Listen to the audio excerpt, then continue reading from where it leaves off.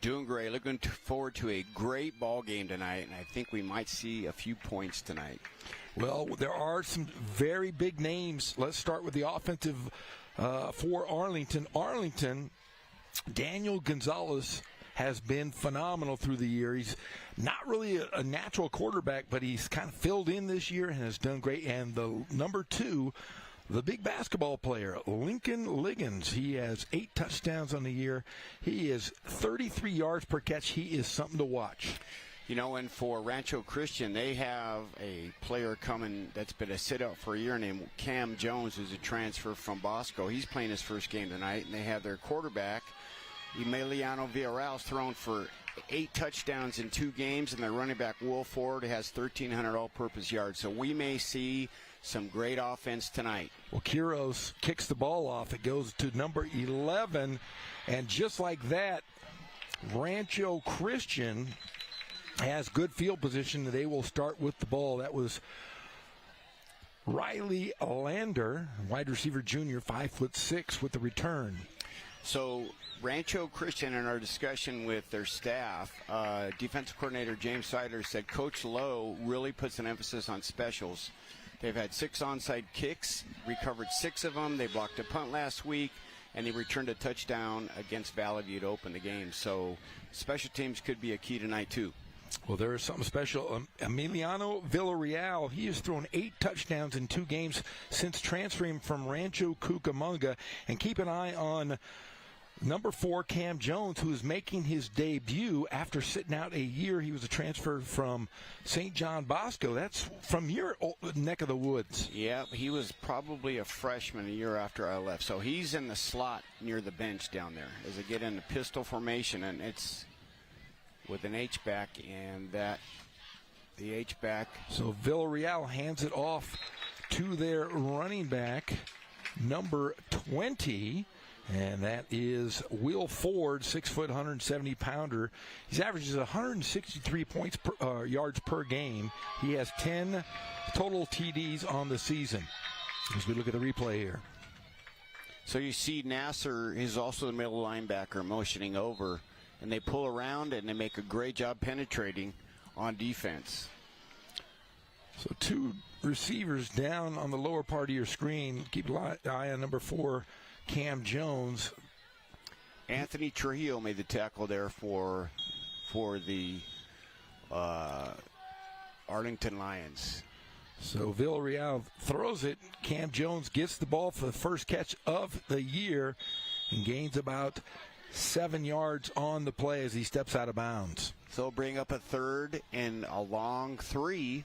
First touch of the year for Cam Jones, who hasn't been on the field for a year. He was out for sit out for a full year. And you and I were watching him prior to the game, and he definitely passes the eyeball test as you have 2 receivers up top, Villarreal behind center in the shotgun. They hand it off, pitch it to Ford. Ford loses a yard on that one as he's brought down by David Regalado. They have brothers playing on the defensive side of the ball. Yeah, Regalado has been outstanding so far this season. He gets to him right away. So the defense holds up for Arlington as number 15, that would be, like you said, Regalado bringing him down. Here is the punt. And the quarterback is also the punter, so that might make the defense be honest later in the game. So the ball gets kicked out of bounds, and it looks like it'll be set up about the, see where the refs are going to set it up, right about the 39-yard line. So the Arlington Lions will take the field behind their great young quarterback, Daniel Gonzalez, who is, like I said, a natural running back. We might see a little bit of running back from him tonight.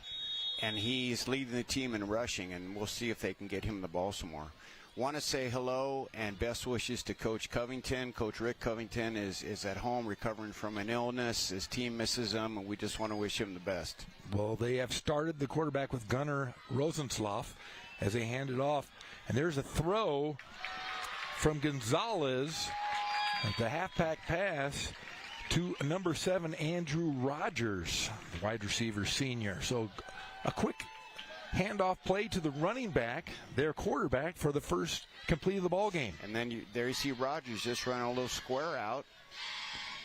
And Gonzalez doing what he does best. First down, 49-yard line. So they hand off to Gonzalez, and he goes right up the middle and is brought down by number 8, Owen Matlock. Down to the 25-yard line, so 2 plays and 2 touches. And both really from both Daniel Gonzalez at running back. Nice job by number 58, Frankie Thomas, to break Gonzalez on that run. So Gunnar Rosenloff, the junior, steps in at quarterback. A little different wrinkle for Arlington. Rosenloff hands off to Gonzalez and doesn't gain any on the play, maybe a yard, as he's brought down by a cavalcade of Eagles. I love the uniforms. It's kind of Michigan-esque. There you go. Brought down by, looks like number 9, Andrew Nasser. Nasser is the real deal, according to defensive coordinator James Seidler, who used to be the head coach at Lakeside. And he said he passed his eye test. He was around in the spring for their showcase and drew a lot of attention from scouts. So Rosenloff behind center in shotgun. Gonzalez in the backfield. And the handoff to, oh no, the ball is loose. And there you go. You got a sack by another physical specimen. Nonso Metu also drew a lot of praise from Coach Seidler as being he described him as a physical freak. Just came loose in the B-gap there, untouched. Holy cow. And Rosenloff says, hey, welcome to the show. Now they've got him behind the sticks. They've got 11 yards to go. Okay, and we got third down. So now you'll see what happens at 3rd and 11. And if they show some pressure, as they did last play. Last play, we had Nasser blitzing, and then he was picked up, and Matu is not. So Gonzalez back under center in the shotgun as Rosenloff goes to the top of your screens, trips to the top. Gonzalez keeps it. Flag on the play. Within the 10, the 5, gets down to about the 3-yard line. And brought down. Nasser came all the way back. He looked like he might have been a spy. If you look at the replay, you'll see number 9, Nasser, the middle linebacker, and he looks like he's mirroring in an empty formation. And you'll see him come off right here and chase him all the way down the field to make a play. All for naught, Coach. I would imagine that it was a hold from where we stand. So a 10-yard penalty there makes it. Going to run third down over again. 20. So 3rd and forever. Yeah, 3rd and 22 maybe. So now we go back, and now we have Gonzalez in another empty formation with 5 receivers. So Gonzalez. It looks like they're bringing pressure, Coach. Gonzalez in the pocket and throws an interception to number 6. That's Dallas Dondell, the senior, with a quick turnover. In fact, you and I were talking before the game. They've intercepted the ball quite a few times. Leading the way as a school record would be Maddie Narcisi. And there's the replay here from Gonzalez. Just underthrown a little bit, trying to get the ball to David Castro. Can't do it. A lot of pressure with 3 men there. So the offense takes over for Rancho Christian. And there's the pass to number 4, Cam Jones. Jones continuing, gets just past the 35-yard line. Well, looks like might be out about the 34. So a big pickup, and the sticks will move. And that is the combo that we're going to be looking at a lot tonight. So Cam Jones just came across on an underneath route from the opposite side of the field. Villarreal waited for him you'll see him cross in a shallow cross here, and he waits for the traffic, and it's a catch and run. And unable to make the tackle, and look at him run. So Villarreal, behind center. Will Ford to the left of him. 2-by-2 in receivers as they throw. Hit, of course, Jones with another first down. So he has 3 catches tonight, all for big plays, as that'll gain about 14 yards on the play, and the sticks will move once again. Nice work in the truck downstairs. I want to give credit to our crew here. Great job on the replays. Just a stop route out there. The defensive backs are backed off. Catch and run. 3 touches already for Cam Jones.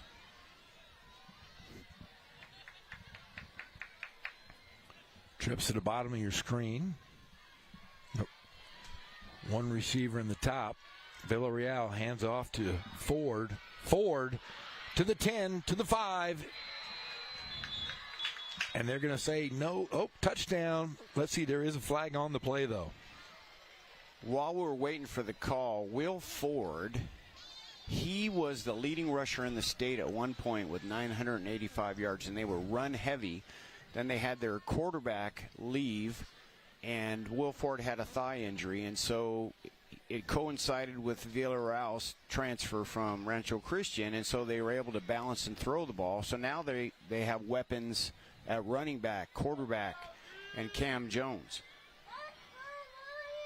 So the white hat tonight is Matt Ariano. He's a local teacher. In fact, his dad was, I think they named the stadium after his father, Danny Ariano, here at Arlington High School. He was a teacher at Martin Luther King High School. Great college basketball referee, and it'll be first down and about a yard as they go over top. And yes, who do they go to? Cam Jones. Wow. And that's the touchdown. So Cam Jones 4 for 4. Villarreal with his first touchdown of the game. That makes it 9 in the first 3 games of his career.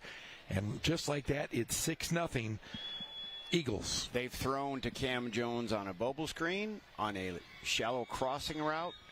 They've thrown to him on a little fade route right here. He's got 4 catches already, and they didn't waste any time getting him the ball. Well, here's the kicker, Lola Carson. Yes, I'm saying it right. Lola Carson, the young lady who has been phenomenal. In fact, you talked to the coach about her, and she has been a big part of the special teams. Coach Seidler said she is a goalie on the soccer team. She's already had, again, we've already mentioned, she puts that through. She's had 6 onside kicks that have been recovered. Here's a replay of the kick. There's the pickoff, sorry. There's number 6. That's Dallas Dondell. And then over the top to Mr. Cam Jones for the touchdown that was called back. So they go right back to him. And it's just a jump ball. It's 6'4 versus, 6'4 versus 5'8.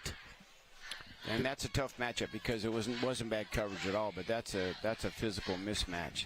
So we'll see if Arlington can move the ball. They moved the ball last time. They just had a penalty. They were down near the 5-yard line. So, again, 6 onside kicks so far by Lola Carson.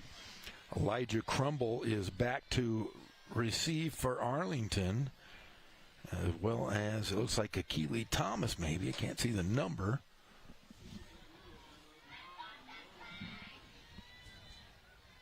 That would be Lincoln Liggins. So they got Liggins and Crumble back to receive. And there's another. There's your onside kick, and it doesn't, It goes about 2.5 yards, Coach. Onside kick from, in fact, Lola Carson kind of shrugged a little bit after that kick. And there's the penalty. So we'll sort this out. Coached many a game with Mr. Ariano as the white hat on the field. He's no nonsense, runs a tight ball game.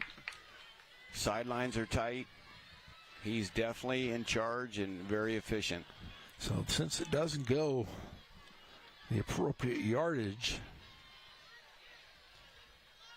illegal block on the kicking team. Blocked before they got to the 10 yards, so they're going to make them re-kick, it looks like. No, they're not. They're going to take the penalty after the kick. Yeah. So they're going to go a spot foul, it looks like, and they're going to start right at the 39-yard line as Rosenlauf back in at starting quarterback. Hands off to Daniel Gonzalez. Gonzalez gets about 5 on the play as he's brought down, looks like by number 58. That is... Might have been Frankie Thomas. Frankie Thomas. Keep in mind that Gonzalez is playing middle linebacker coach and just doesn't come off the field. What a competitor he is. There's the handoff to number 32, Isaac Del Toro. Del Toro came in 2 weeks ago after missing quite a bit of time, and he's able to pick up a few yards. It'd be 3rd and 4 for the Lions. You see the pursuit on the jet sweep. Number 53, Cody Horner, coming down the line and making the tackle. Great hustle by Horner. So Rosenloff Junior. still behind center. Daniel Gonzalez playing running back. And pitch to Gonzalez, nothing there. He's able to maybe get a yard, but it'll be 4th and about 3 as Dallas Dondell able to get in there and make a play for Rancho Christian. Dallas Cookson, all 5'7" of them, forced that play inside. And we used to say you can make a play and not make the tackle. And he did a good job forcing the play back inside right here. There it is. It's on the bottom of the tackle. So they had a wide bunch, and they were unable to secure the edge. Rosenloff, Del Toro in motion. Rosenloff hands it off to number 7, Andrew Rogers. Rogers, though, will be short of the first down. Brought down by number 8, Owen Matlock. Interesting story about Matlock. Coach Seidler shared with us that he broke his jaw the first week of pads and was wired shut, lost a lot of weight, and this is his 3rd game back, and he's averaging about 10 tackles a game. Probably drank lots of milkshakes. So also Rogers not coming off the field. You have a lot of two-way guys tonight. They did give them the first down. I thought it might have been a little short. Rosenloff hands it off to Gonzalez. And Gonzalez gets nothing on the play. And that looks like it was Owen Matlock again, so we've called out his name a few times already. As we see Coach Argamosa talking to his star running back, quarterback, Daniel Gonzalez, who comes off the field. I wonder who's going on at running back, if they're going to have it looks like they're going to go with Del Toro. Del Toro's back in. So, and they also have David Castro who's been carrying the load. So Rosenloff hands off to Del Castro. Castro has a move brought down by Matlock once again, and a big gain to be just short of the first down, maybe 2 yards short. So bringing up 3rd and 2, ball set at the 20-yard line. Nice job by the Arlington's offensive line, counter guard and tackle. Dylan Cook and Dan Montalvo, and Andy Mendoza pulling around and clearing the hole. So Arlington lines up, trips to the bottom of your screen, single coverage up top. As they get it to Liggins. Liggins gets the first down and some, as he'll be brought down right around the 15-yard line. Nassar very active, sideline to sideline. Coach Seidler said that was his greatest attribute, was his speed, sideline to sideline. As we watch the replay, Liggins, really a big play guy. He's really been phenomenal. Basketball player came out, said, hey, I'm going to play some football. He has been, I think, the best receiver in the city of Riverside so far this young season.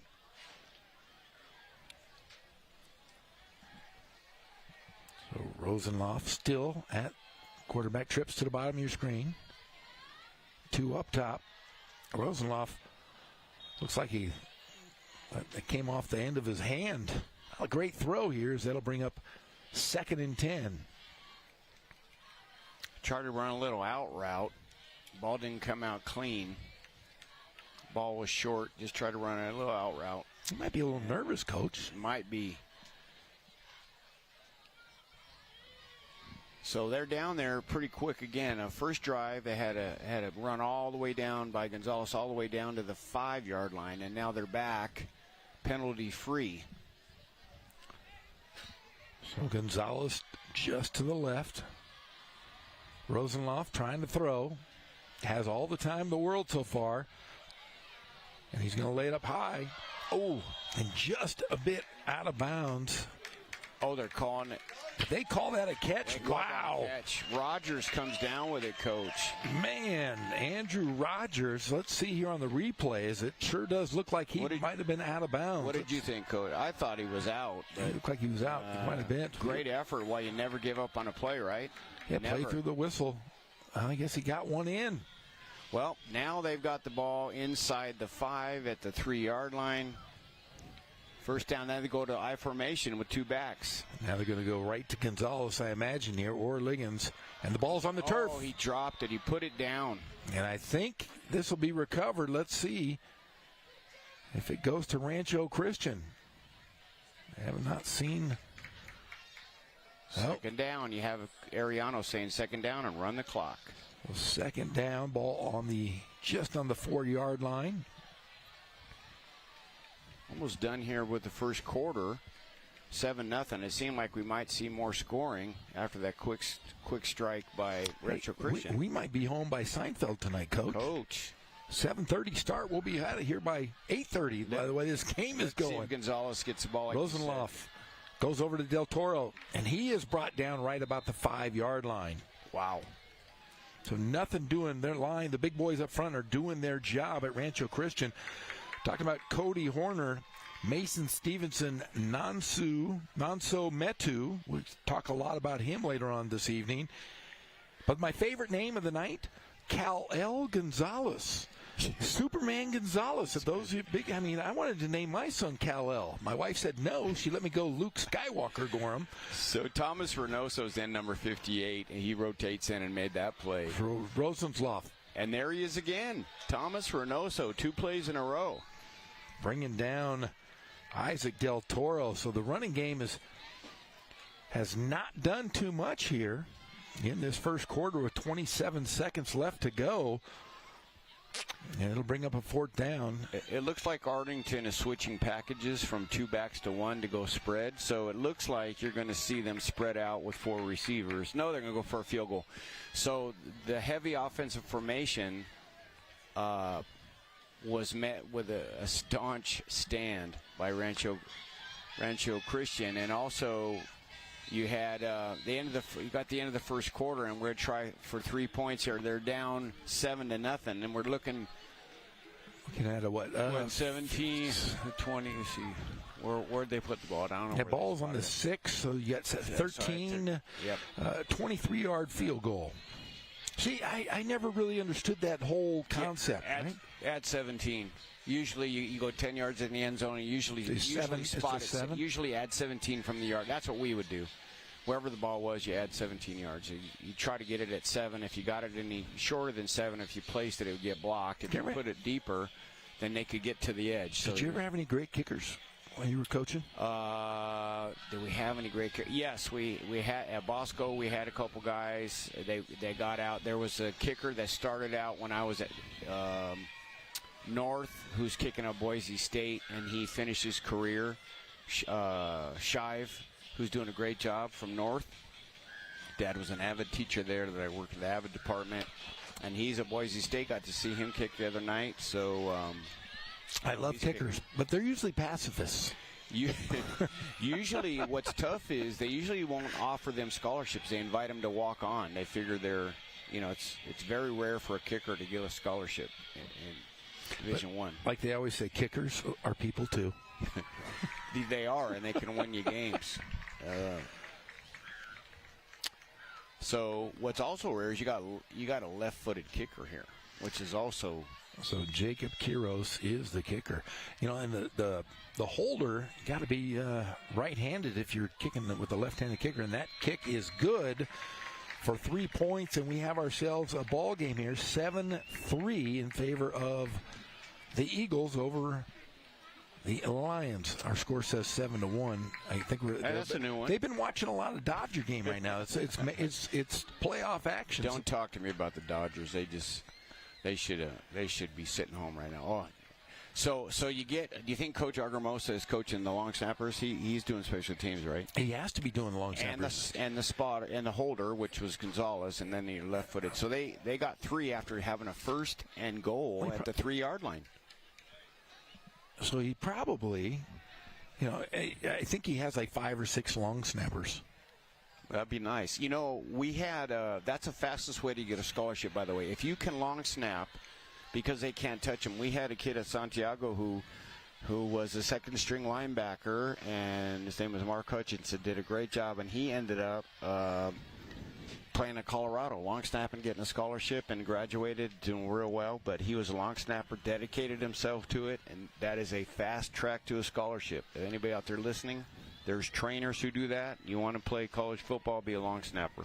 Okay, back to receive is Cam Jones and Riley Lander. I don't know if you'd want to kick the ball to Jones if the first quarter was any indication. Vaqueros kicks one. It's just a kind of a pooch kick, and it will go to number 10. I have a number 10. Let's see who that is. That's Jaden J-Boo Golan. He's a freshman. A freshman.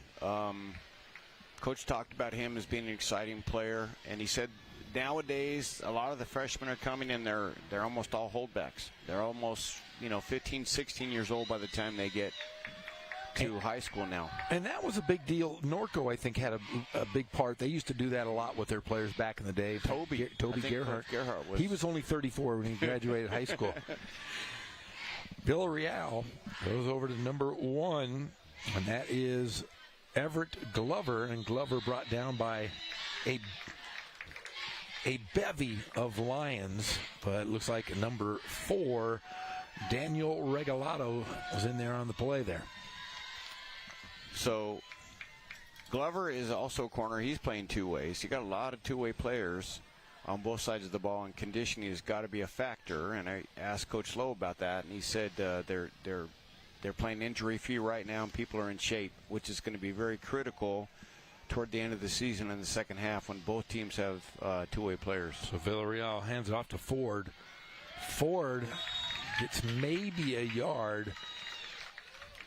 Brought down by Regalado once again. So it brings up about 3rd and 5. Ball set at the 44-yard line. So Andy Mendoza's in on defense, comes in, who's their starting is their guard, comes in on defense to add some pressure. So Villarreal to Jones. He catches his 5th ball of the game so far. That'd be close. What do you think? And it looks like they're gonna move the stick, so they gave him a favorable spot. Catch number 6, 5 or 6? 5. 5 already. He's got 5. Wow. 5 for 5. Tell you what, if you were Villarreal, you got to love to have those guys. They also have Yankee Gutierrez, another wide receiver, another big fella. He comes out of the game. They bring in a couple more dudes. They bring as Villarreal sets up. Gutierrez caught 2 touchdown passes last week versus Pauly. So Lander, top of your screen. They hand off to Ford. Ford brought down in the backfield. A very good defensive effort by the Lions. And who else? Regalado. Somebody stop Regalado. I tell you,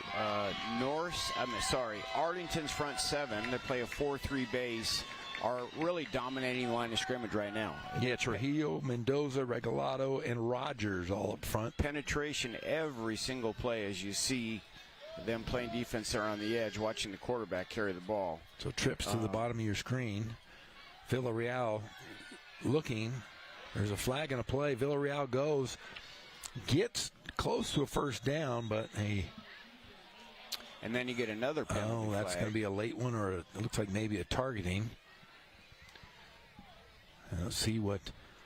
Which could go from a holding play and a negative yardage play to offsetting penalties, and so they'll get a break. if they have offsetting penalties. So Ariano's explaining we're going to go back, and then we're going to move it forward. So instead of having offsetting penalties, it looks like they're going to mark off the first one, what they're doing right now. They're holding penalty. They're going to mark off. They moved it back.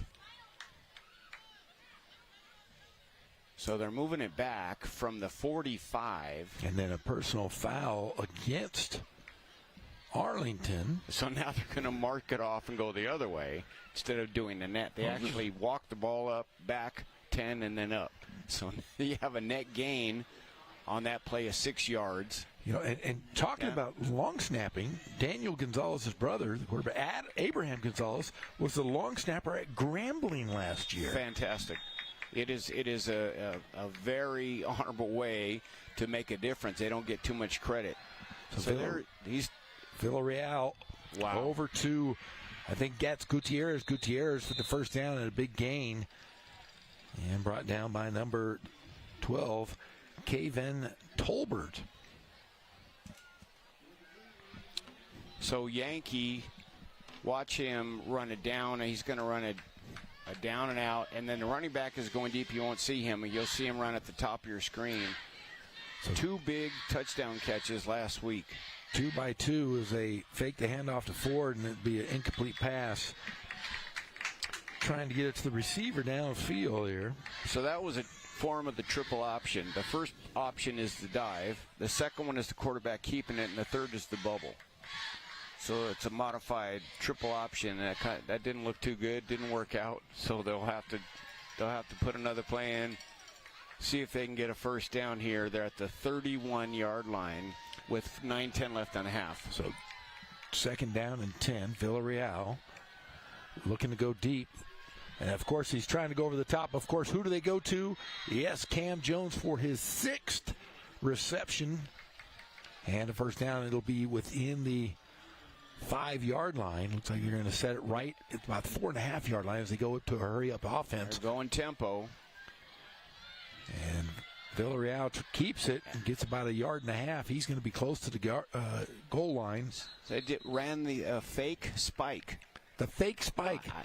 There's no reason with 9 minutes left on a first down to go run a spike, right? We're not running. We don't have the clock running out for the half, so they try to fool you, and it keeps the ball. No other explanation for that play. So now you're at the 1-yard line, and you're under center. Sneak territory. 2nd and 1, Villarreal catches it. Is he over the line? And they do say it is. It's a touchdown. So Villarreal with the keeper, and flags come in afterwards. This could be some extracurricular.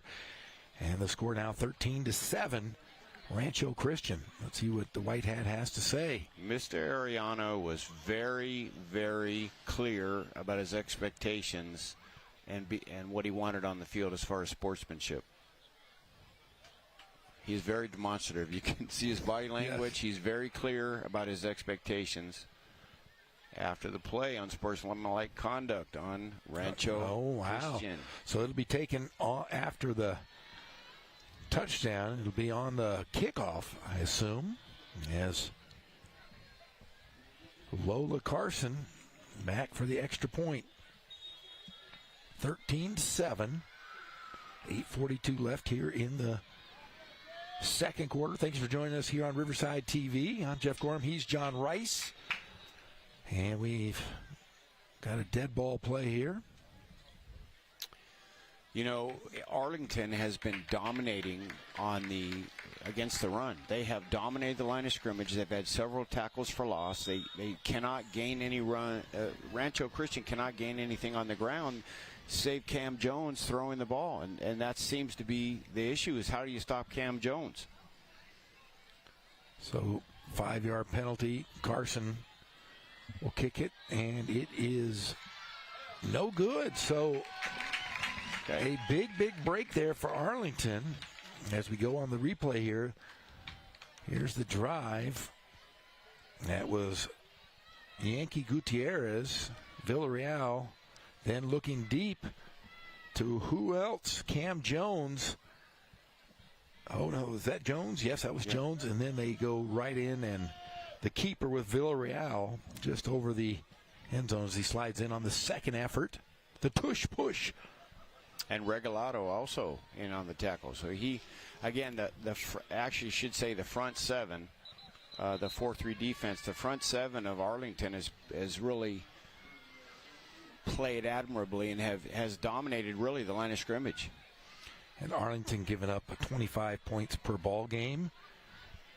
And this Rancho Christian team, you said that their defense, of their defenders, 3.8 is the lowest GPA. Smart guys. Coach Seiler said they're fun to coach. They're just the epitome of student athletes.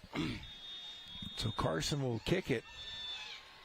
And there's a pooch kick. It'll go to Regalado. Regalado will catch the ball. Let's see where they spot it. It'll be spot right about the 44-yard line. Well coached athlete to call a fair catch. They're very well coached. You don't want to risk that. Now, are you a big fan of special teams always trying to catch the ball, right? You don't. I know there was a time in the last 5 years where coaches were letting guys punt and just letting it roll. I'm a big fan of the old Bill Parcells. You got to catch the ball. Got to catch the ball. You got to catch the ball and not give up yards. You got to work it in practice. It has to be an expectation. Players will rise to the level of expectation. You got to get someone to catch the ball and secure it first. Rosenloff hands it off to Gonzalez. Gonzalez getting some yardage there. Brought down, looks like, my man, Cal-El Gonzalez. Superman Gonzalez.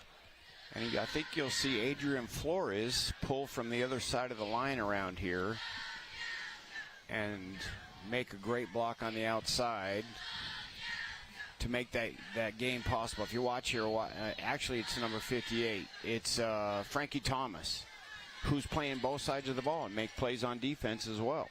So Rosenloff with Gonzalez in the backfield. Rosenloff throws it and drops it over to Isaac Del Toro, but not able to hold on to the football.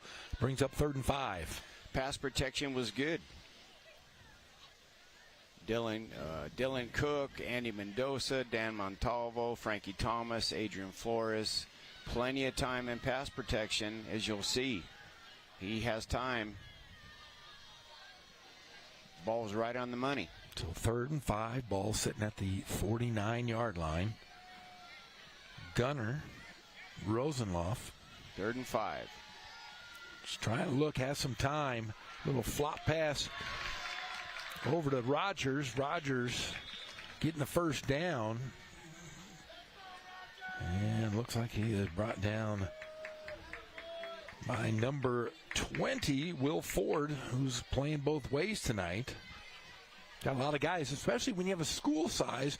Oh, how many did you say, 120? 125 boys, 250 total. 60 of the boys, which is half of the population, is playing football. And that's K through 12. We're not talking 9 through 12. Yeah. No, 9 through 12, I believe they're 250. He said when he took the job, it was 800 K through 12, and he thought the school was bigger than it was. Oh, wow. Gonzalez back under center as they get it to Del Toro. But no, handoff actually goes to Liggins. I didn't see what happened on that play. Did you, Coach? Yeah, it was a jet reverse. It was a reverse. You had a flag. Yeah. And then you also had a push in the back, which they may or may not have called. So as you see here, you have a nice reverse. It's a jet reverse. Okay. A pretty good handoff there. Using Lincoln's. Yep. Luscious Lincoln Liggins. Averaging about 30-odd yards a catch. So, like Cam Jones tonight. So Daniel Gonzalez looks like he's going to go back to running back for Arlington.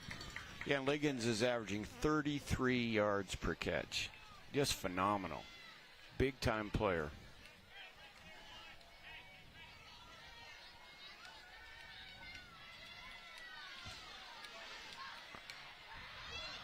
Gonzalez throwing it deep.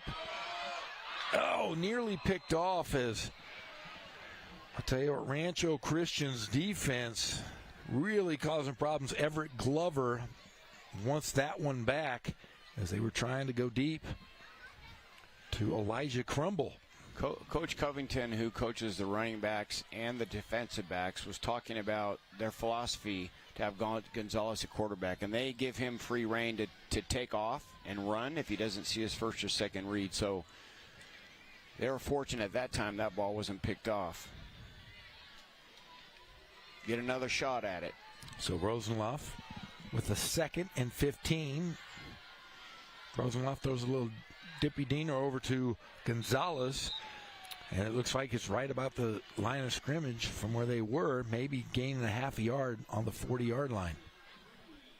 So on that screen play, the line passively let the defensive line come in. Quarterback ended up on his rear end, and they were calling for possible late hit here. If you'll see them come in, he ends up, this play before Gonzalez on the scramble. See his agility. Yeah, they can almost run a wildcat offense with him. Well, he's a weapon. The issue is how do you get him? How do you put the ball in his hands to make a difference? And I think at running back, he's shown that he can do that. So Gonzalez back at quarterback. Del Toro, his running back. As he get it to Liggins. Liggins able to get it back within that 10-yard frame. Wow. And he carries it across and gains about 9 yards, but it'll bring up fourth and about 6. This little wide receiver screen, Liggins took about 2 or 3 steps down the line, and then he ran up the field about 3 steps, then straight down the line. The line came out and kicked out. Nice timing, but then again, number 9, Andrew Nasser, chased the play down. So Gonzalez, 2-by-2 receivers. Gonzalez gets out of the jam, being chased, nearly picked off the deflection, and that will be a turnover on downs. If you see that's what looked like a common pass where 2 shallow crosses are run underneath, like usually a mesh route, and then that didn't open up, so we see him step up, roll out, like you'll see 2 crosses right here. Gonzalez steps up to his right under heavy pressure and just can't hang on to it. So we'll see if we have 4:49 left in the half. 2-by-2. Villarreal sends it to Cam Jones, who is yet to drop a pass. 6 for 6 now as he gets out of bounds. Just a little hitch route, takes a step up, steps back, try to get some blockers out in front of him, uses athleticism. I don't think he's missed to get him anywhere near the ball, and he 6 for 6. Okay, a little step up. Supposed to be the same kind of play that Liggins just had, but he broke it outside. So trips to the bottom of your screen, 2 up top. Villarreal, an open backfield. Villarreal finds his receiver. It's going to be short, brought down by Dylan Quinones. Riley Lander, the junior, came up. Play. You'll see him empty backfield, and it's a good protection. They sent a blitzer right up the middle and got a hit on the quarterback, and they're able to pursue. Okay, good hit on the quarterback, short gain, and now you have a third, and you got a short, 2 yards, 3 yards? 3rd and 1 maybe, and they're going to timeout. Let's see.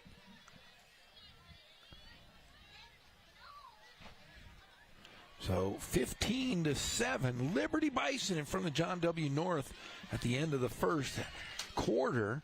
As timeout called here. A lot of games going on tonight, though. We got Norte Vista is playing on the road at Rubidoux. What else? I know you've got some scores there. I do. We have some. Some games started at some started at 7. Some started at 7. CSDR, you said, was playing? Yep, and they were up. They're always up, So we Coach. have some. I know they are. That's no big one, is it? The greatest 8-man football team in the world. I cannot argue with that. I saw them play. Are they in your top 20 yet? No, they're in the top 1 of 8-man football. Okay, that's the way to do it, right there. We had the big argument with Pep. People were saying you got to put CSDR in. I said, well, we can't. We got to give them their own boost, top 1. So Hemet is up 17-7 over Valley View in the second quarter. 3:31 here left in the half.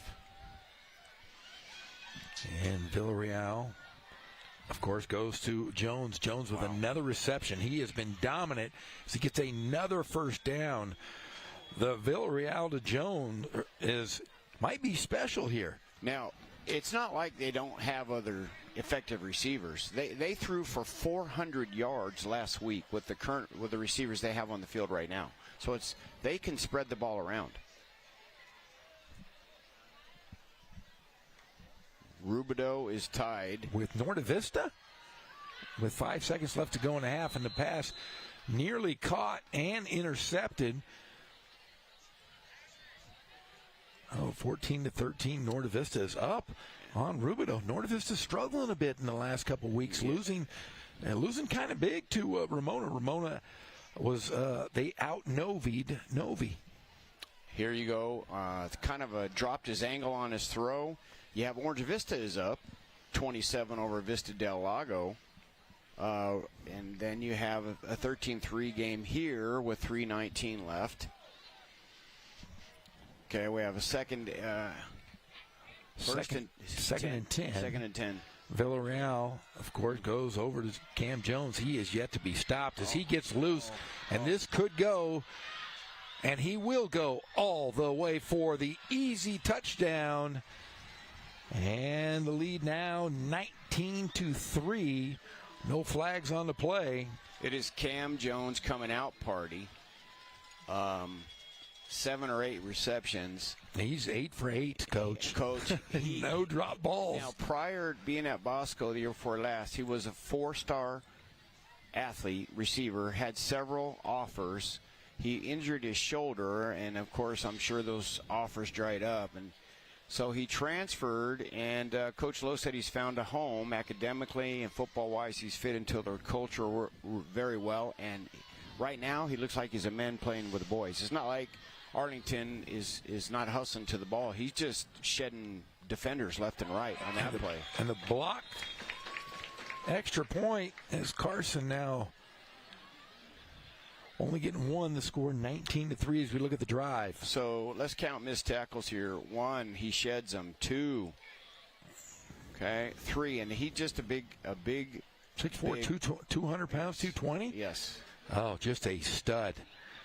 I mean, he just. There are certain guys that, we've seen him. I've seen him over the years. Ryan Knight was one of those guys that was when I was a young boy. Marcus Baugh was one of those guys at North when we were there. I had a chance to see him play in the big house at Ohio State. Yep. And Ohio State and at Michigan. I was on the field there and got to say hello to Marcus Baugh at the big house. 110,000.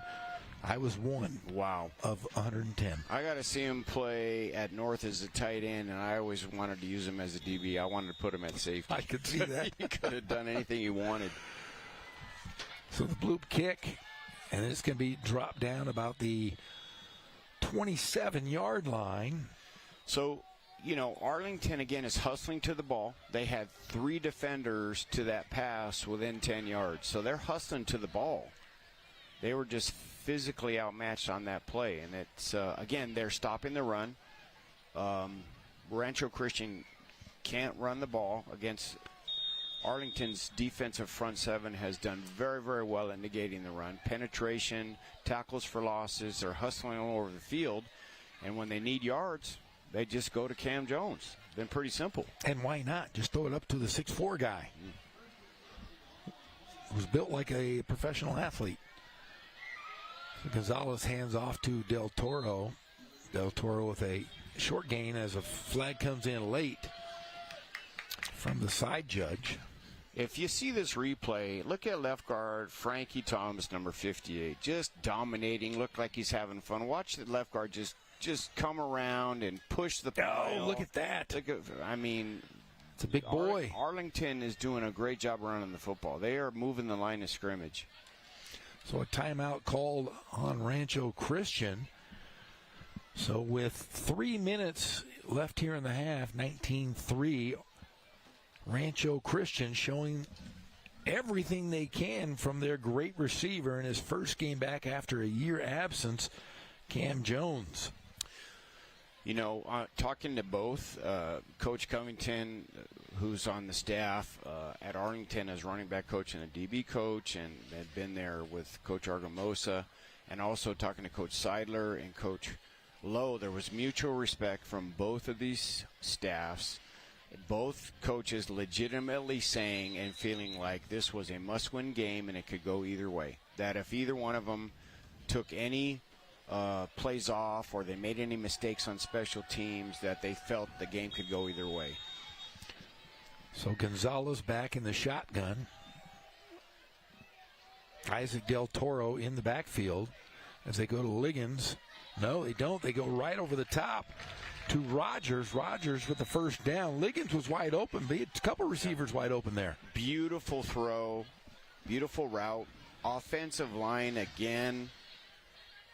You know, Cook, Mendoza, Montalvo, Thomas, Adrian Flores. Just great pass protection.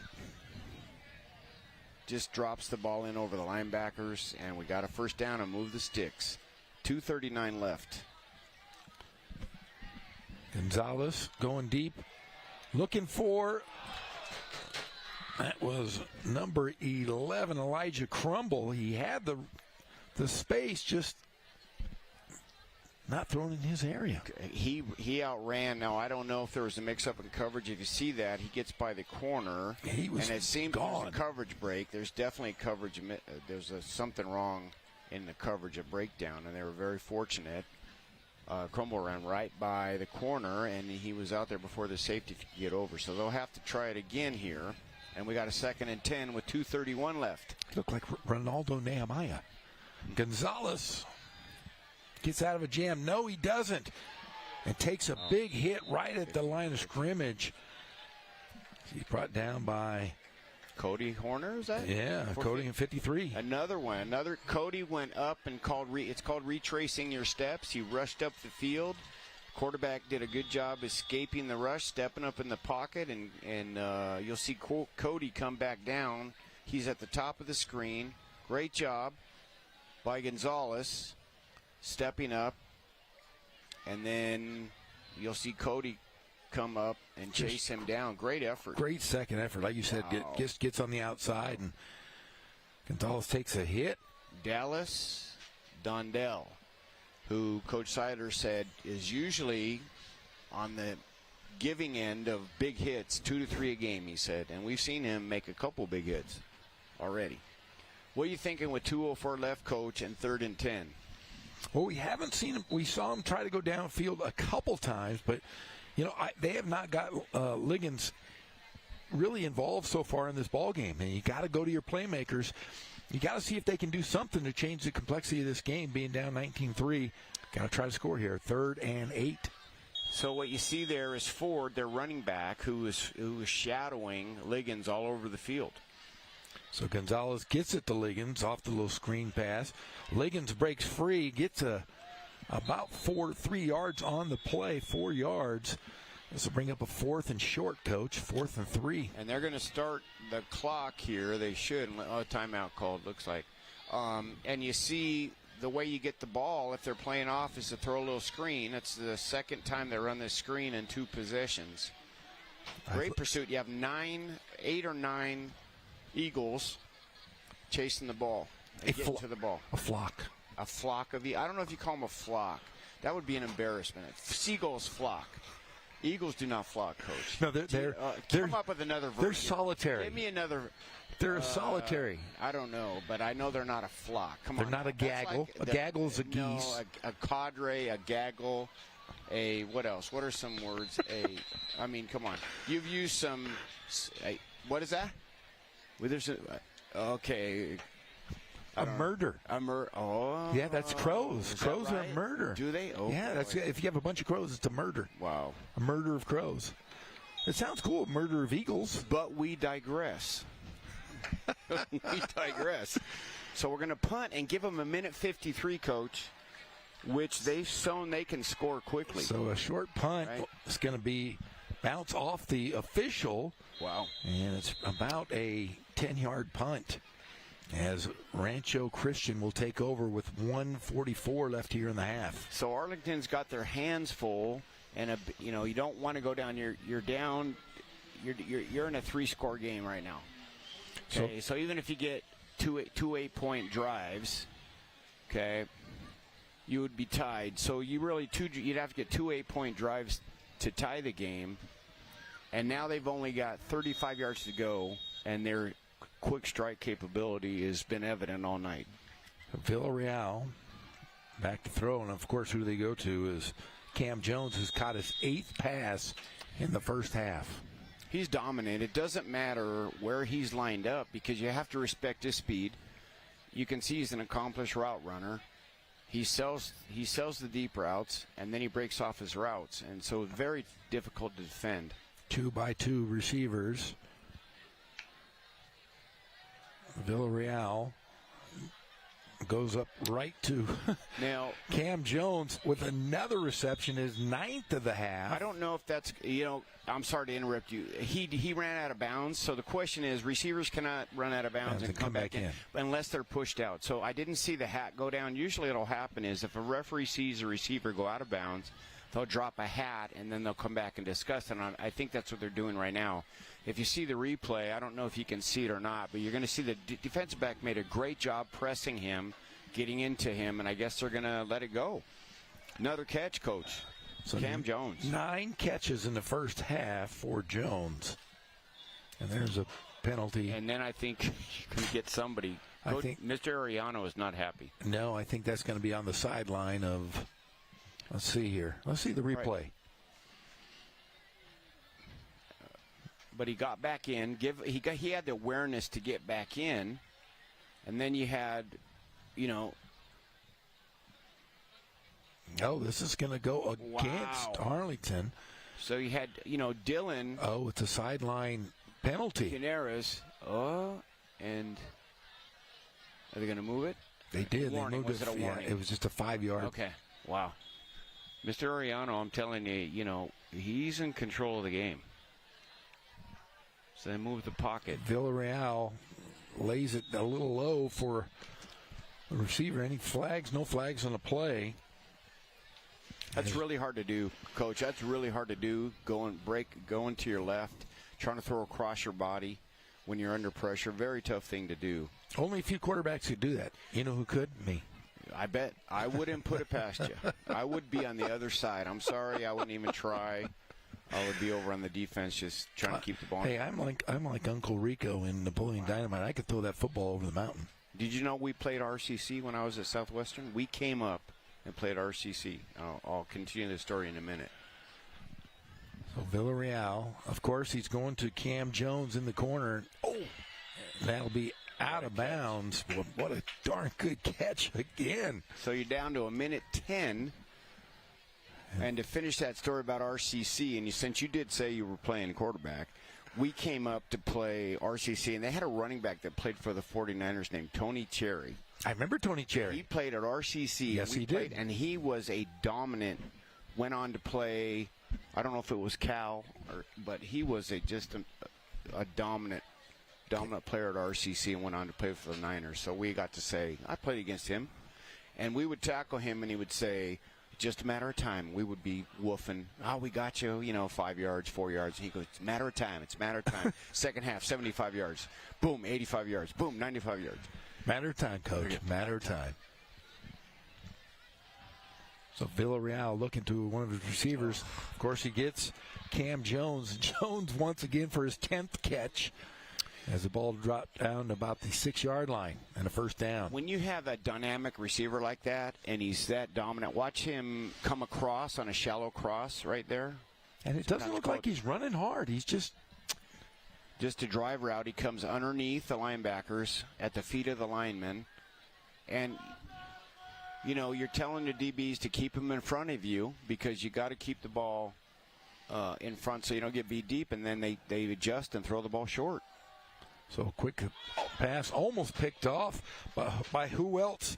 Not just your quarterback, but your great defensive player, Gonzalez. He is a football player. Love to have him on a team. He is unselfish. Coach Argamosa told us that, or Coach Covington told us, as you see the play again, that when Coach approached him to play quarterback, he said, "I'll play quarterback if I can still play defense." Still play defensive play, and he is what a gamer he is. Minute 1 left in the half. Villarreal has a wide open man in the middle. Oh, he had a wide open man on the far side. He had Will Ford wide open on the left side. No one within about 15 yards of him. You know, and you throw it late over the middle, which some coaches that still had hair would be pulling it out right now. It's kind of tough to throw the ball late over the middle, and he almost threaded it. He almost.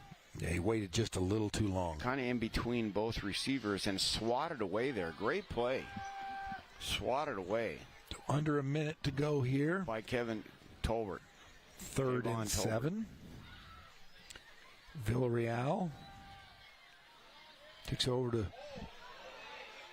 Ford, and there's a penalty. Late flag. They did call a late flag. You know, Ford has got 1,300 yards, all-purpose yards, and so Mr. Ariano is saying, get your guys back. It seems to be I heard you. Yes. Get your guys back. I mean, So a flag and a play is. It seemed to be a push in the back. Did you see that? Same as I did. It looked like there might have been a push in the back. They're going to call it against Rancho. So this will make it about a 3rd and. So a little swing pass to Ford, and then you have 3rd and 10 now. Yeah. Oh. Yeah, so 10-yard penalty brings it out to the 16-yard line. There it is. There's the push in the back. So you got 47 seconds left, and you need to score a touchdown here. You're 15-yard line, 16-yard line, 3rd and goal. Who do you go to? Cam Jones. Cam Jones, who's got 10 Cam passes. Jones, who's in the middle of the trips. They throw a corner route to Jones. And Jones. Rare drop. First time. And that was great defenses. Yeah. As Kevin Tolbert got his hand on the ball. And there's a flag and a play. It's in the backfield here. So Cam Jones lined up in the middle position in trips. The inside man ran a bubble, and he ran a corner route. You'll see him come behind, and probably the outside man ran a stop route. Nice throw. He has separation. Oh, holding on and the play. Kevin Tolbert never gave up. Coach Covington did say if one person had to have a big game tonight, it was Tolbert. He knew his assignment would be tough, and so far he's there fighting. That's why you never, ever give up as a defensive back. So the penalty decline, bringing up 4th down. With 24 seconds to go, it's going to be one play here. Can keep a 2-score game if they can stop them. It'll be a 2-score game if they can hold them here on 4th. Empty formation. 5 receivers in the route. Villarreal still dancing and scampering as they get it to the other big man on the receiving core for Rancho Christian, Yankee Gutierrez.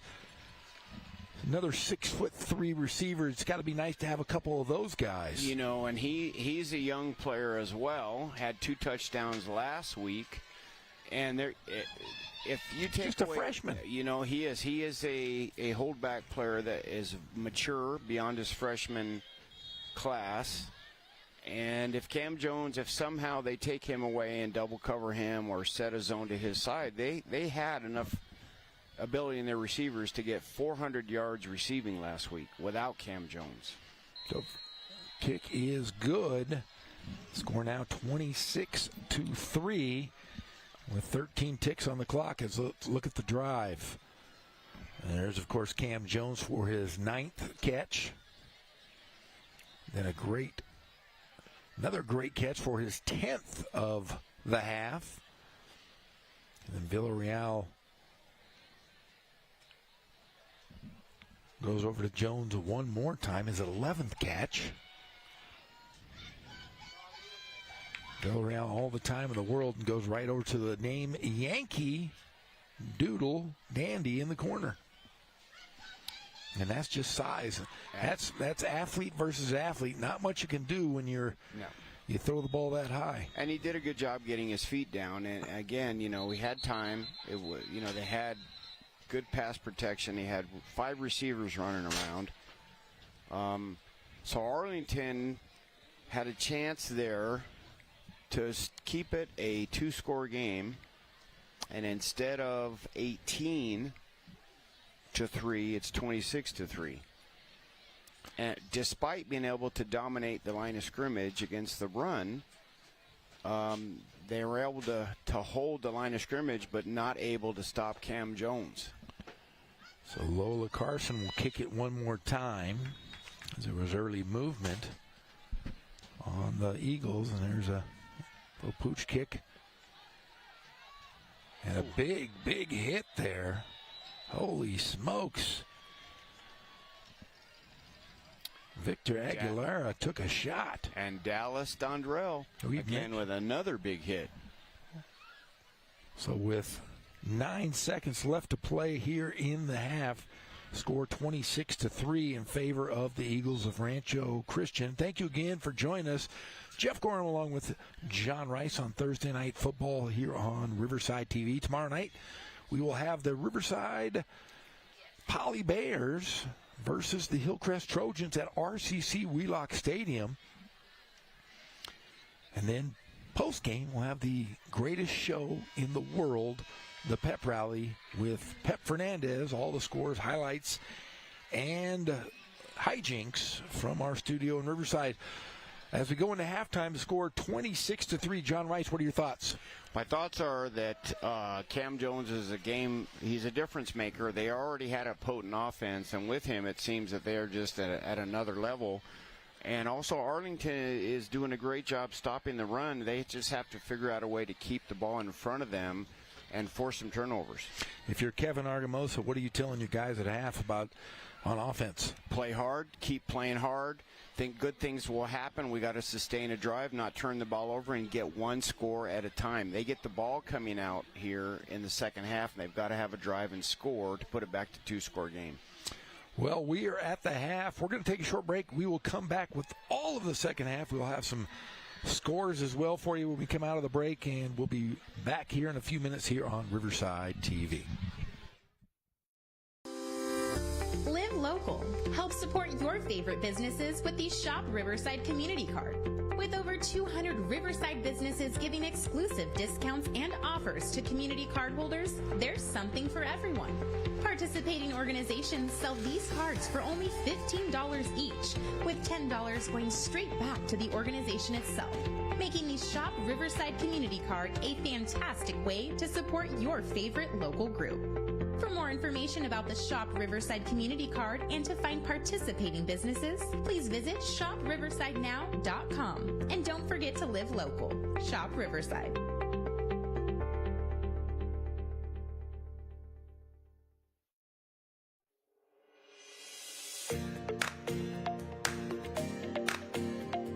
The City of Riverside Public Works Department provides high-quality trash and recycling services for our customers. Our convenient curbside trash collection services help promote a clean and healthy Riverside. But what do you do when you have items too big or heavy for your can? That's where our bulky item pickup service can help. Before you call for help with your bulky items, be aware that not all items are acceptable for our free curbside service. Furniture, tree trimmings that are properly bundled and no longer than 36 inches, water heaters, and other non-hazardous materials are fine for curbside pickup. Appliances containing Freon such as refrigerators, freezers, and room air conditioners may also be picked up curbside by separate appointment. Unacceptable items include hazardous waste, antifreeze, paints, filters, and tires.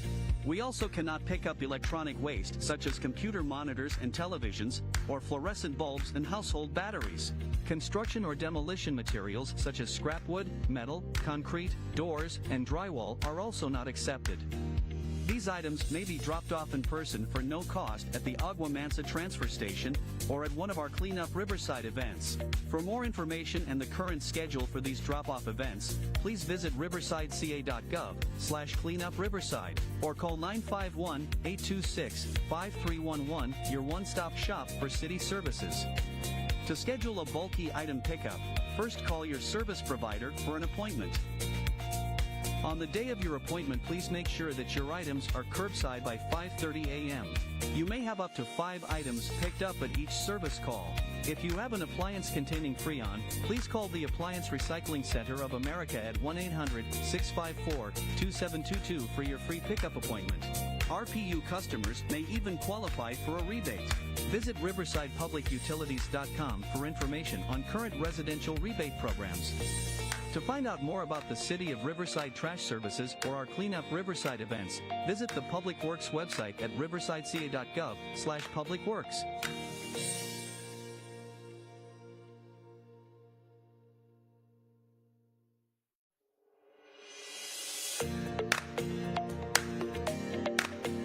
The City of Riverside Public Works Department provides high-quality trash and recycling services for our customers. Convenient curbside trash collection services promote a clean and healthy Riverside. To help us provide you with top-quality service, we ask you to follow a few key rules. When placing your trash containers for pickup, please observe the following. Place each container with at least 3 feet separation from each other and at least 6 feet from obstructions such as parked cars, fire hydrants, mailboxes, and trees. Your bin should be placed at the curb no later than 5:30 a.m. on your collection day with the arrow on the lid pointed toward the street to ensure your bins get emptied. If you are experiencing issues with your trash collection or perhaps need a replacement for a damaged trash bin, please contact our customer service call center by using the 311 app or website, or by dialing 951-826-5311 to reach one of our customer service representatives. And for more information about trash services, recycling, or bulky items, visit the Public Works website at riversideca.gov/publicworks.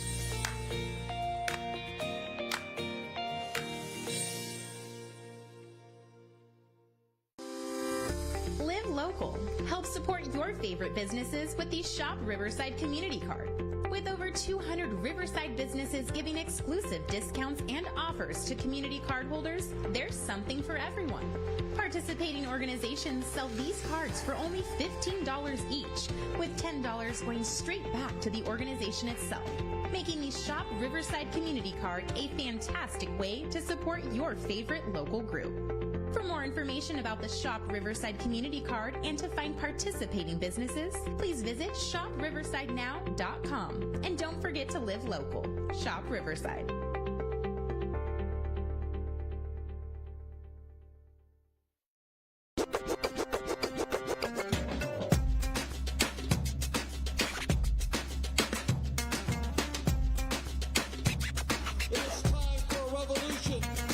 I'm Cheech Marin, and we're inviting you to reserve your spot for the inaugural showing of Cheech Collects. So get your tickets today. We're looking for you.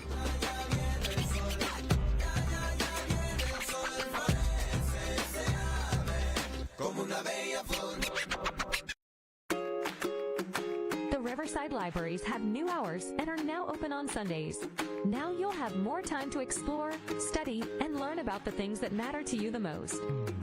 The new hours for Arlington, Arlanza, Marcy, La Sierra, Orange Terrace, Eastside, and Casablanca libraries are Tuesday to Sunday from 10 a.m. to 6 p.m., while the Downtown Main Library is open Tuesday to Thursday from 10 a.m. to 8 p.m. and Friday to Sunday from 10 a.m. to 6 p.m.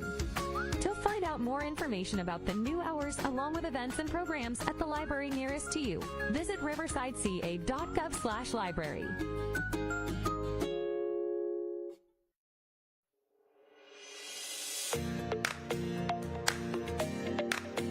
The City of Riverside Public Works Department provides high-quality trash and recycling services for our customers. Convenient curbside trash collection services promote a clean and healthy Riverside. To help us provide you with top-quality service, we ask you to follow a few key rules. There are 3 different containers for your trash. The blue bin is for recyclables and should only be used for clean recyclable materials such as aluminum cans, cardboard, glass bottles, plastics, and styrofoam. The old brown bin, or new bin with gray lid, is for standard household trash and items not suitable for the other bins, such as animal waste, cactus, palm fronds, soil products, and other waste. The green barrel is for your grass clippings, leaves, weeds, and other plant materials, excluding palm fronds, cactus, and yucca. And please remember not to use any of the containers for heavy construction waste such as concrete. For a complete guide to sorting your trash, please visit riversideca.gov/publicworks.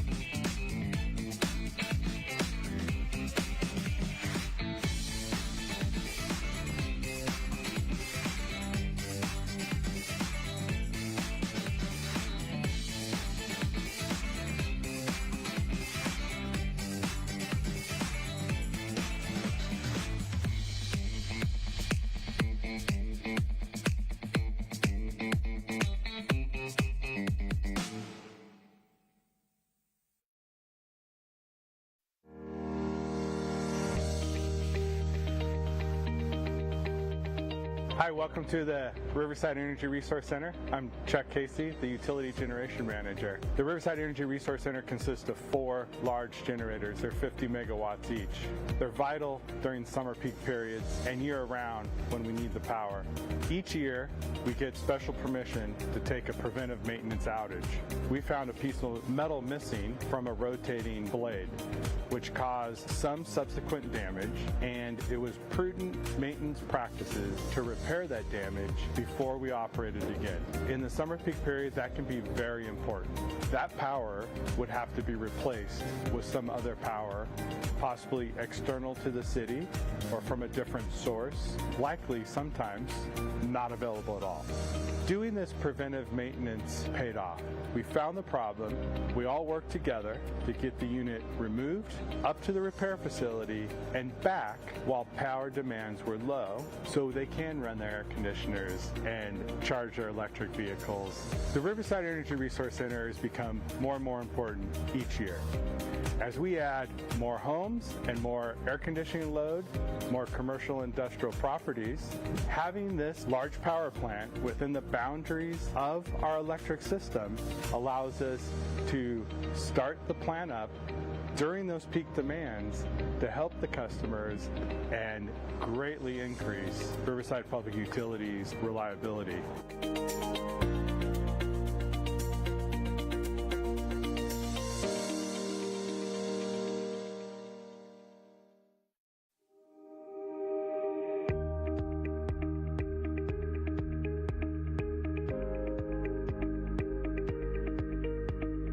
The Riverside City Clerk's Office's mission is to enhance community trust and promote equitable public services by providing accessible and efficient legislative support, digital services, and city records to residents, city council, city staff, and business partners.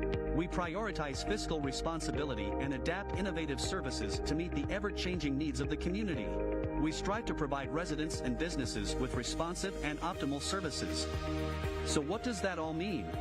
Our lean and high-performing team is divided among 3 important functions: legislative, administrative support, and resident services. Besides working as a partner with every city department, the City Clerk's Office is responsible for many public-facing duties such as our passport acceptance facility. The passport team averages over 6,000 applications processed annually, making us the most widely used and highest-performing passport facility in the region. As the keepers of the city's legislative historical record, we are the go-to office for public information requests. On average, our office fulfills over 1,600 requests a year with a 3-day average response time, much faster than the 10 days required by state law.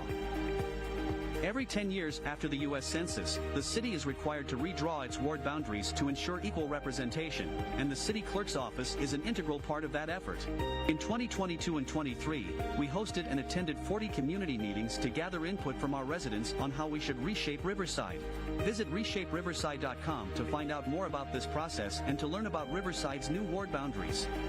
The city clerk's office is also responsible for municipal elections, as well as the onboarding and swearing in of all newly elected council members and newly appointed board and commission members. Our office processes all applications for new members and provides annual training for the city's legislative bodies. We provide staff and legislative support for 8 of the city's 18 boards and commissions. The city clerk's office also provides agenda processing for city council and committees, as well as the boards and commissions that we support, averaging over 200 agendas processed per year. As the City of Riverside's filing officer, the city clerk is responsible for processing financial disclosure forms for public officials as well as routing contracts for execution. All this work would not be possible without our dedicated team. City clerks truly are the grease that keep the wheels of municipal government turning, and our office is here to support Riverside's residents by ensuring that the decision-making process is transparent to the public, complies with federal, state, and local regulations, and is properly recorded. If you have a public records request, want to know more about the city's legislative history, or have an interest in running for public office, the Riverside City Clerks team is here for you. To find out more, please visit riversideca.gov/cityclerk.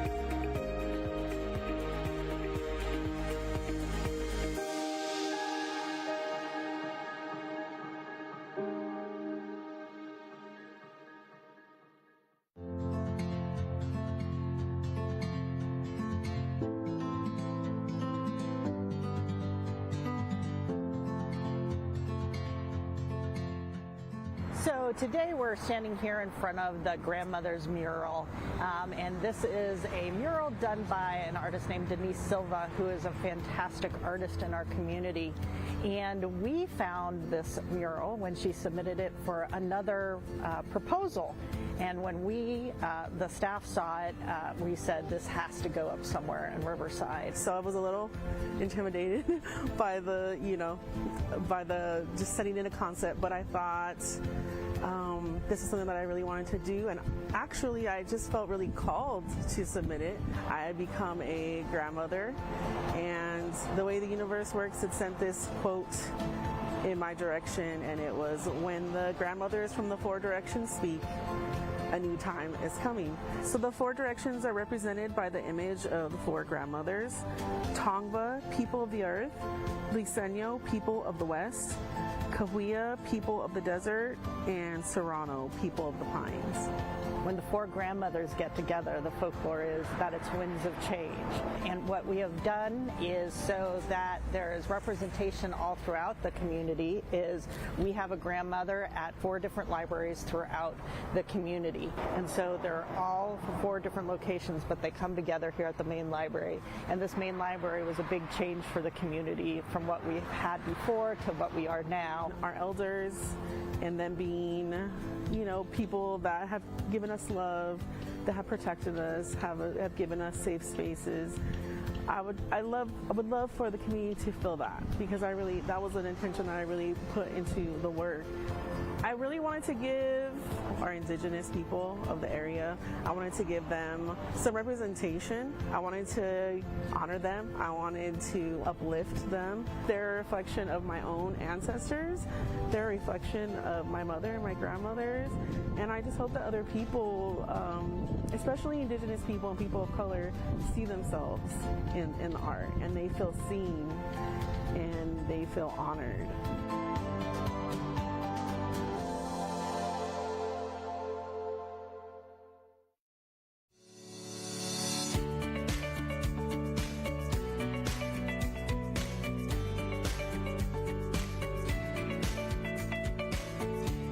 Was the dedication ceremony for Mogollon Village, 10 transitional living cottages that will be available for those who have recently been homeless. All right, we're back here. The score 26-3 as we go through the first half highlights. Arlington trailing to Rancho Christian. Here's the highlights from the first half. There's Gonzalez throwing the pick to Dallas Dundell. Then, of course, the quarterback Emiliano Villarreal to his favorite receiver Cam Jones, who caught 11 passes in that first half. And there's the three-point field goal by Quiroz. And Villarreal looking once again to his other receiver, Yankee Gutierrez, the freshman. And they go over the top. So I'll tell you what, possibly the best receiver we've seen all year, Cam Jones. Cam Jones gets him there, and then Villarreal on the keeper scores. So, yeah, yep. And then Villarreal once again to Cam Jones. Cam breaking a couple tackles, making a big run here as he goes all the way to the house, unscathed after the first two hits. Then one more time, Villarreal to Jones again. Like I said, 11 straight catches. Then they go to Yankee Gutierrez, I think, over here in the left corner of the end zone, the freshman with a big catch at 6'3", and just a tough play. As those are the highlights from the first half. Coach, what are your thoughts on this Rancho Cucamonga offense, or Rancho Christian offense? I think that, I really want to give my hats off to Arlington staff, prepared as well as they could. They obviously have done a great job. I think they match up everywhere else except for Cam Jones. They've stopped the run. They haven't really allowed, beside that one touchdown catch, for anybody else to hurt them. It's just they haven't been able to find anyone that could match up and stop Cam Jones. So Carson with the kickoff, and Victor Aguilera with the catch, and Arlington will take over on the 30-yard line, it looks like. Thank you again for joining us. Jeff Gorham here along with my dear friend, Coach John Rice. The coach is in the house. Ball set at the 35-yard line, 1st and 10. We got some scores here locally. West Valley is up on Elsinore, 14-3 in the second quarter. Orange Vista, 23-14 at half. Rancho Christian here, 26-3. Norte Vista, 28-13 in the third quarter. Ramona, 35-0 over Hoopa Valley in the third. So Gonzalez back at quarterback, hands it off to his running back, number 32, Isaac Del Toro. Another score, Paris 21-6 over Moreno Valley. Now that's a big win for those guys. Yucaipa 27-24. So 2nd down and 6. Ball set at the 39-yard line. Very important to get a big drive here for Arlington and hold on to the ball and get it to a 2-score game if possible. So Gonzalez to Liggins. Liggins was good the first half, but got the first down. But they haven't tried to take the top off the ball and go to Liggins. He's been a big playmaker. Like I said, averages over 30 yards per catch. He's been catching 8 to 10-yard catches here all night long. And they've gotten the ball to him on a few screens, a few stops, and it's really important, I think, psychologically and to change momentum here to get a sustained drive again and bring it back to a 2-score ball game. So 1st down, all over to Del Toro. Del Toro with a slip and slide gets brought down by 3 defenders. In fact, the first guy to get to him was Kal-El Gonzalez, Superman Gonzalez. Offensive line for Arlington, Adrian Flores, Frankie Thomas, Dan Montalvo, Andy Mendoza, and Dylan Cook continuing to make lanes for the Arlington running game. So 2nd and 2. Gonzalez looking to go deep. He's going to keep it himself. A big run. He's added 20, 25. He's going to go within the 10-yard line, brought down See if he got out of bounds, and he does. It looks like about the 8-yard line, Coach. He is a football player. We've discussed it. He is great. And really what you'll see on the front end of this play, as they seem to be talking about a penalty bringing it back, is the protection for, you got a hold probably here, but you have the protection. They blitzed and they picked up all 5 of the rushers, and Gonzalez was able to step up, and I didn't see the hold, and maybe we can see it on a replay, but it certainly looked like the offensive line did a great job picking up the blitz on that play. But the ball's at the 40, so probably, see, we're 2nd and 3. No. Nope. No, they moved it. I'm sorry, they didn't count this, so they're going back to so I think 10. I think they went to a spot foul and went back, and it was just past the first down marker. So protection was legit. Great protection. They've been able to protect him all night. So Del Toro gets grabbed in the backfield, and first on the play was number 0. Is that a number? No, it is not. Nonzo Metu, I believe. Yeah, Nonzo Metu. You have a good story about him. You said he was a phenomenal athlete. Yeah, he was, according to Coach Seidler, he was a transfer as underclassman from Centennial to play basketball. He tore his ACL. He was recovering for a year and a half.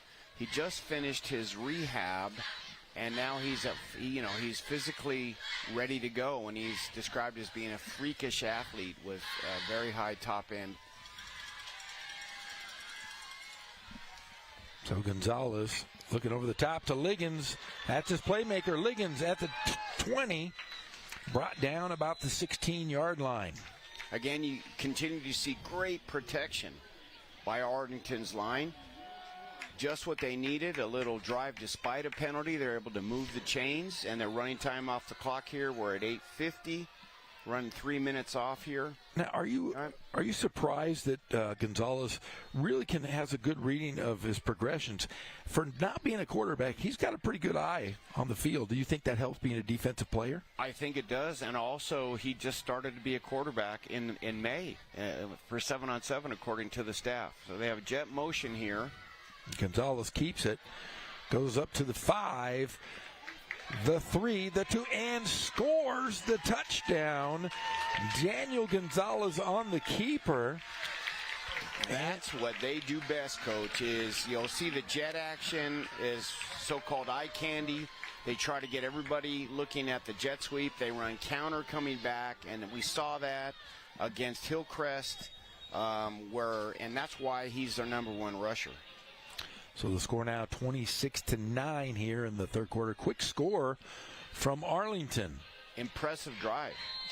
And the extra point is good by Quiros. Impressive drive of less than 4 minutes.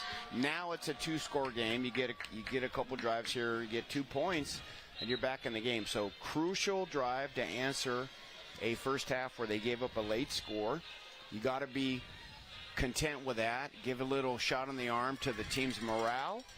I think it's really important here to make great coverage on this kickoff because Rancho Christian works very hard on kickoff returns. They've returned some for touchdowns already. So we'll see if we see a pooch kick or some keep the ball away from Cam Jones.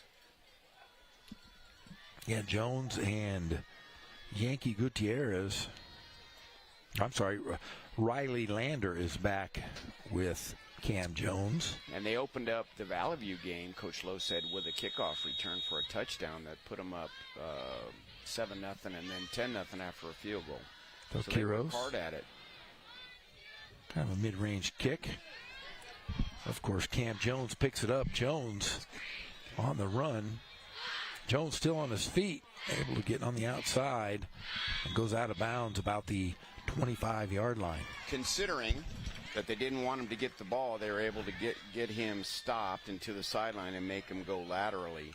So let's see if Rancho Christian can answer here with 8:02 left in the third quarter and their first opportunity with the ball in the second half. And it's been the Cam Jones show so far, with Arlington dominating the line of scrimmage against the run. Yeah, there has been virtually no offense from Will Ford, their running back, whose averages 163 yards per game, as Villarreal Goes to his guy, Cam Jones. Jones breaks one tackle.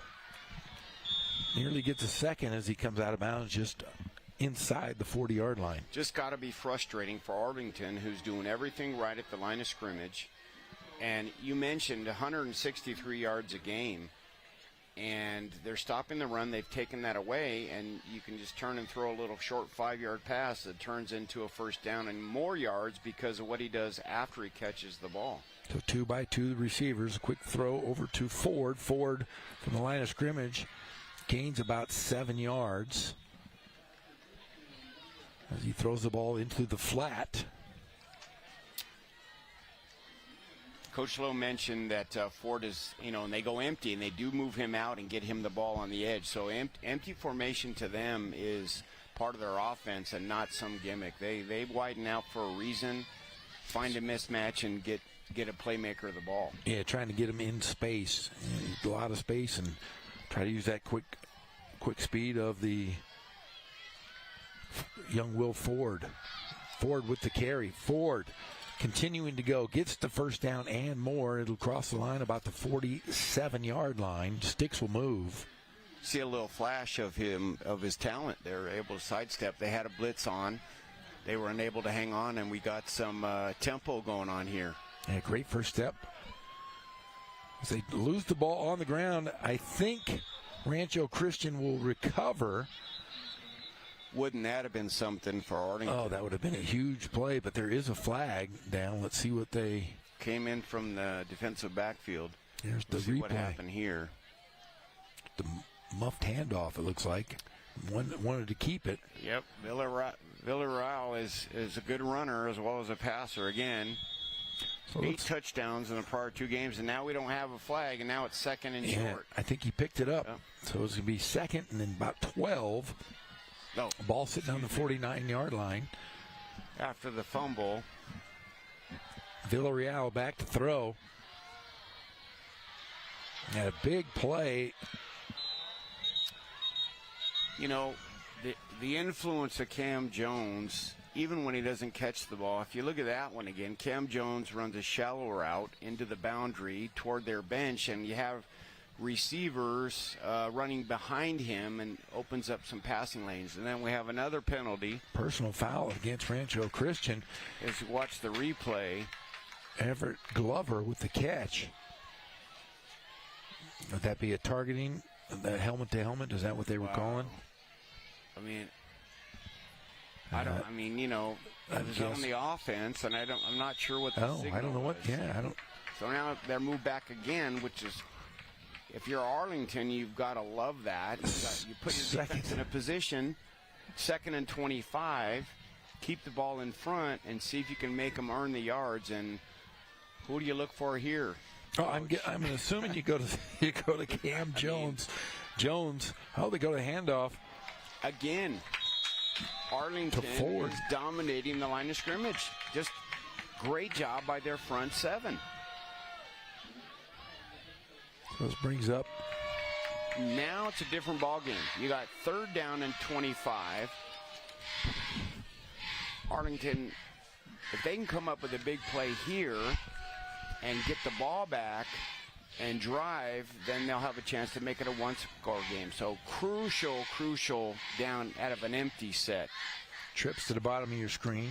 Look for number 4, Cam Jones. They're going to go over the top. And that's going to be picked off. A huge play by Arlington, and who else but David Regalado. Tell you what, if you watch the replay, the defense covered everything. They made Villarreal, he wants that play back. He threw 3/4, his arm level dropped. He threw it up late over the middle. Great pass rush. Yeah, that just hung in the air like a duck. Great catch. Now you have some revived life here in the crowd. The sideline's more excited. Okay, you got the ball at the 43-yard line, and now you can make it a 1-score game with a touchdown on this drive. So Gonzalez, and that'll stop the play here.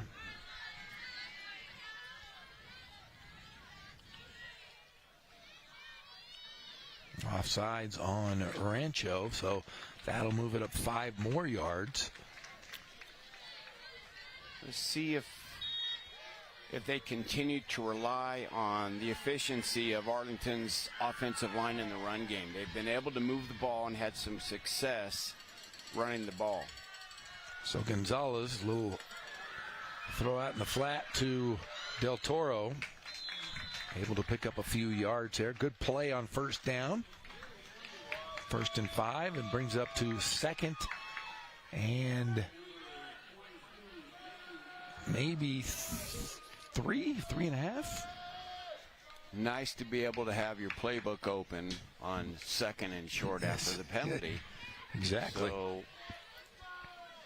again, the pass protection has been excellent all night for Arlington. So Del Toro in the backfield with Gonzalez. Hands it off to Del Toro and nothing there. Might have lost 2 yards, and now you got a decision to make here if you don't make it. Now you're 3rd and 5.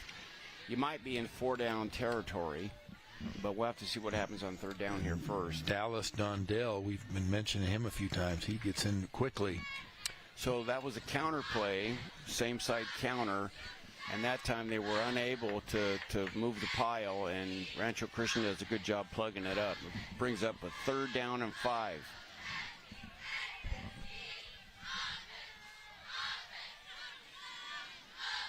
Gonzalez looking to go over the top, over to Liggins, and that's going to be a flag. And a great play. Nice acting job. I mean, you teach your receivers to be football savvy, and if you can draw a play, draw a flag, and of course the college and high school rule is it's a 15-yard penalty, and pros you get a spot foul, so the ball will be moved up 15 yards, and it's going to give them a 1st down, and they move the chain. So now the ball is at the 23-yard line with 4:19 left in the 3rd. So 1st down. He felt like a soccer player. Coach, are you saying that those guys? We always used to that they take a dive? Yeah, soccer players take a dive. We would say too much Fox Sports. That's what we would say. Because great job. Is that that play? Rogers. Yeah, Andrew Rogers, who's made a few big catches in Coach, the first half. I have got to just say what a great reference that was to soccer players. I love soccer. My girls all played soccer, but when kids start watching too much Fox Sports, I mean, those guys are experts at exaggerating their falls. Hey, kickball. My favorite sport I know nothing about. Are they falling at that age? My son, no. No, he's a tough guy. I don't let him do that. Del Toro with the handoff. Del Toro gets inside the 10, lays down about the 9-yard line. And if you're at home, you got to give credit to Andy Mendoza, number 77, who pulled around on this play and just took out a blocker defending that area of the field, and just they continue to move the football. Watch him, 77, pull around and just block the middle linebacker and push him off the ball. What a great job the offensive line continues to do on the run this tonight. 6'2", 260. Gonzalez keeps it, takes a shot, stays on his feet. Wow. And touchdown, Gonzalez in Arlington. What pocket presence he has, and pocket awareness, I should Great say. Poise. Poise, pocket awareness. He knows when to step up against the rush. The protection's been good all night, and he doesn't take a dive. He doesn't take a dive. He doesn't try to slide. As a middle linebacker, he's going to try to run over somebody. And now you got your one-score game. If you could, they're going to go for 1 here instead of 2. So Quiros with the extra point. Now you're 9 points in your 2 scores. The decision to go for 2 would have put them within 1 score, but they go for the 1, and now it's a 2-score game. Sorry. And here is the replay. There's the interception by the guy of the night, Regalado. He has been fantastic on defense. And then, of course, Daniel Gonzalez takes one shot, takes a second, and goes in for the score. We covered Gazal, and you and I covered the Hillcrest game, and Hillcrest, was up, 3 scores, and Arlington came out in the third quarter, reminiscent of this game, and they scored twice to get themselves back in the game, and they've done it again. Do you go onside possibly here? I'm not gonna. I'll leave it up to you, Coach. I don't know. I know their big score capability. They were able to stop them with a pooch kick last time. I don't know if you want to give him a short field or not. But that's right at Cam Jones. Yeah, don't kick it to that guy. Jones with the ball. Jones. I don't know. They might regret at the this. 15. Jones continuing to go. Oh, great move by Jones. I can't believe the athletic ability of him as he gets to the 40-yard line. Sigh of relief. Collective sigh of relief on the coaching staff, by the coaching staff and the fans here. Whenever Cam Jones touches the ball, he's a threat to score. So are you yelling at your guys? Don't kick it to that guy. Watch this run. I've been on sidelines where we told a kid not to kick to a kid, and it ends up happening. Watch this play. Watch this athletic play. Look at that. You know, you move on to the next play. So Villarreal hands off to Ford. Ford with a short gain here of about 4 yards, maybe 5. You know, that was a great question Coach asked about. We don't know what the discussion is on the sideline. It's easy for us to second guess. We don't know what that was about. They're just fortunate every time he touches the ball, you just are holding your breath. Yeah, cross your fingers. So Villarreal hands it off to Ford. Ford tries to get on the outside, does get on the outside, gets the first down, and that'll be a late flag, and that's going to cost 15 extra yards. So a first down now puts them into Arlington territory. And again, what you'll see is, Arlington is dominating the middle of the field. They just plugged up every gap. Ford is a great running back. He bounced it outside and was able to make something out of nothing. And then you have a kind of lack of discipline, which now puts them down in a position where they're inside the 35-yard line after just making it, a 9-point game. Yeah, you got to be smart. We've talked about, teams. Yeah. Ford did a good little acting job, too. Ford with the ball again, no gain. In fact, a loss of about a yard on that play. Again, they continue to plug up the middle. They have not been able to run the ball between the tackles all night long. And can't say enough about Arlington's front seven. So under 2 minutes to go, 26-17. Jeff Gorham here with Coach John Rice. Thank you for joining us here on Thursday Night Football here in the city of Riverside.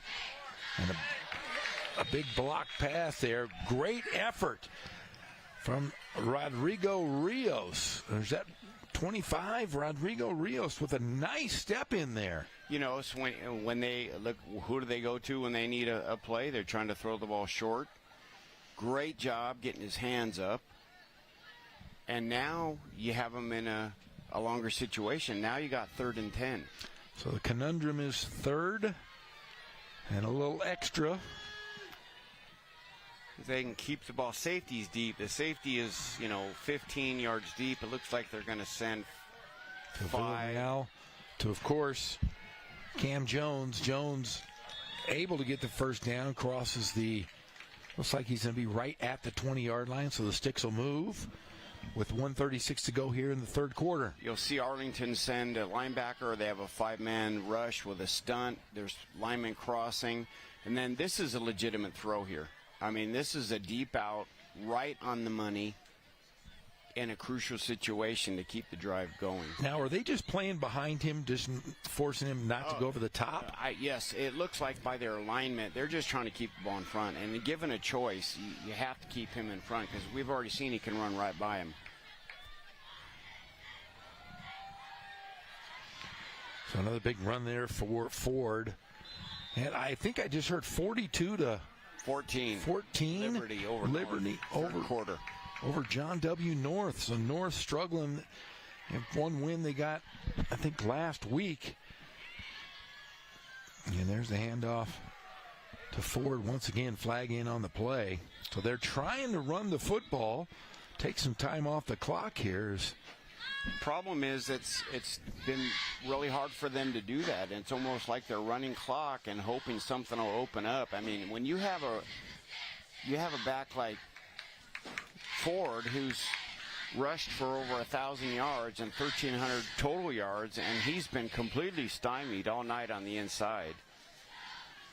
There's the hold, so it's going to bring it back to second and about 11 and a half. Again, all the credit in the world to Arlington's defensive line.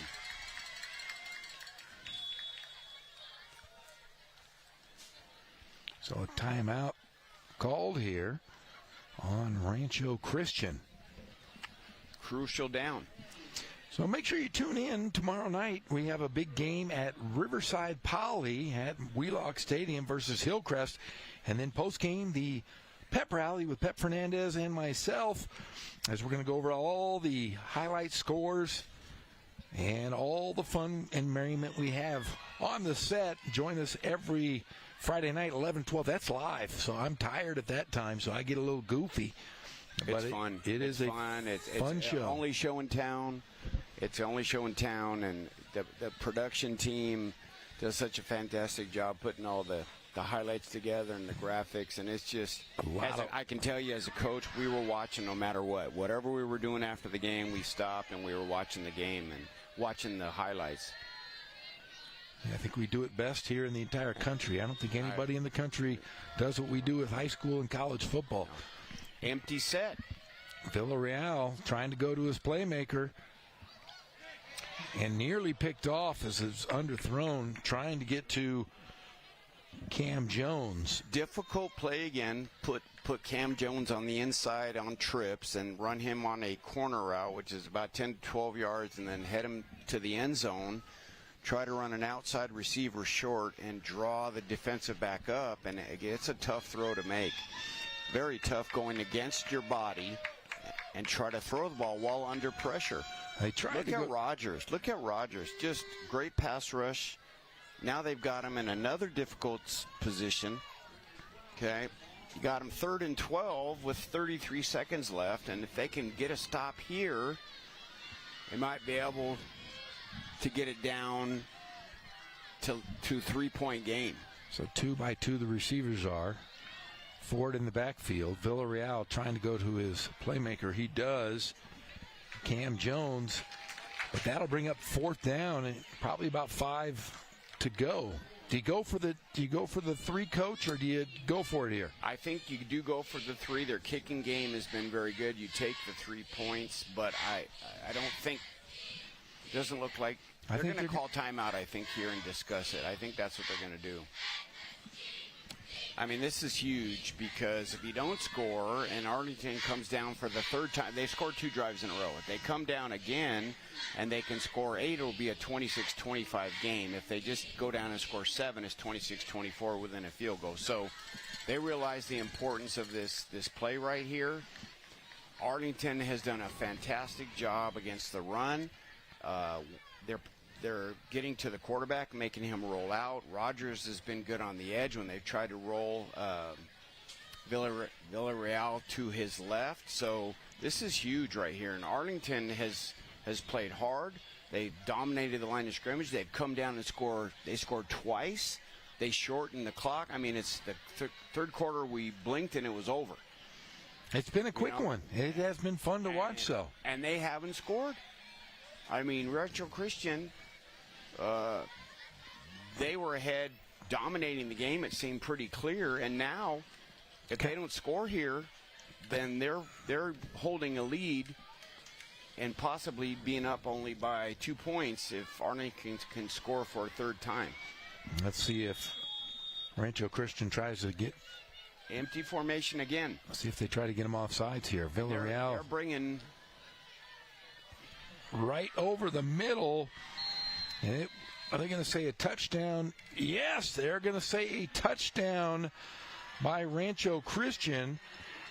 And that has been Everett Glover. Glover's been open a couple times here in this drive, but they find him on this, and they score that big one. Score now 32-17, kind of separating themselves from Arlington. You know, crucial down. Villarreal took a snap off the ground. Empty formation. Arlington blitzed up the middle and left a void where they just took advantage, and now That is a huge difference. You go from 26-17 to 33-17.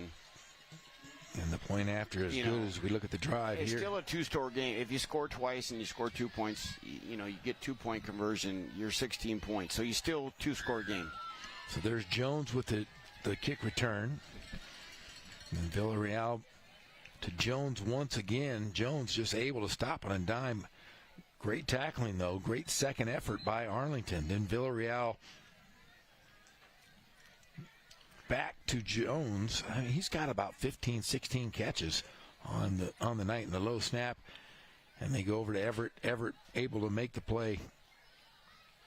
Tackle him the wrong way. Throw him the other way. Just not into the end zone, but a big play. Big athlete, big physical. The receivers are big and physical. Now, Arlington here has scored twice. They've had the ball twice. They've scored twice. They've been able to find some rhythm, and they try an onside kick here, and they're going to call it, looks like maybe offside. And they've already got 6 of those this season. So Lola Carson is going to be put back, and she was questioning the call. She didn't understand the offside call. So now you give Arlington more yardage. I remember a dear friend of ours, Ken Batdorf, used to onside kick every single time. Wow. Well, because they couldn't kick. When you hold on to the ball, and you hold on to the ball, and the other team is, when you get a bigger lead like that, I don't blame him. He's been running such a good offense, time possession. So Liggins with the football. Liggins taking a massive shot. And who is that? Is that our number 8? There it is. There he is, Dallas Stondell, with his 4th big hit of the game, just as the Rancho Christian staff told us he was good for about 3 or 4 hits a game. So, but look at the field position, Coach. Now you're at the 32-yard line with 11:47 left. If you score here, you're down 1 touchdown. Let's see if they can score for a 3rd straight drive. They've been able to run the ball effectively the last 2 drives. So Gonzalez, Del Toro in the backfield. They try to go over the top to Liggins. Liggins catches the ball. Liggins to the 30, the 20, the 10. Liggins with the touchdown. A 70-yard score from Gonzalez to Liggins. Boy, just changed it on one play. Gotta love the aggressiveness. You got to love big time. There's a saying that's true. Big time players make big time plays in big time games. He comes through on a post play, and the yards after catch are what's so impressive. The yards after catch. Now, again, if they score, he's going to continue to go for 1 point, which puts him down 9 instead of 8. And the extra point is good. So Arlington comes right back as Gonzalez looks over the middle to his playmaker, the basketball player, Lincoln Liggins. Liggins. What a throw. Wow, right down the center of the field. And look at him blocking downfield, and it's just great. At some point, if it gets closer and they trade touchdowns, Arlington will have to think about going for 2, because now they have to score twice. They're down 9. So you're playing this game of, can we get within 8 points instead of 9? The last 2 times they have had a chance to be up and go within 8 points, and they've chosen to go for 1, and now it's 2 scores again. Yeah, and Gonzalez has been so good on the ground as well in the air. How about that? 3 possessions, 3 touchdowns. Just what a great job by the coaching staff. The morale of the team, who was down. They were down. They were down big. They were down physically. They were getting defeated by Cam Jones, but the defense, and there's your out of bounds. They're going to get a shorter field, but remember John Brandon?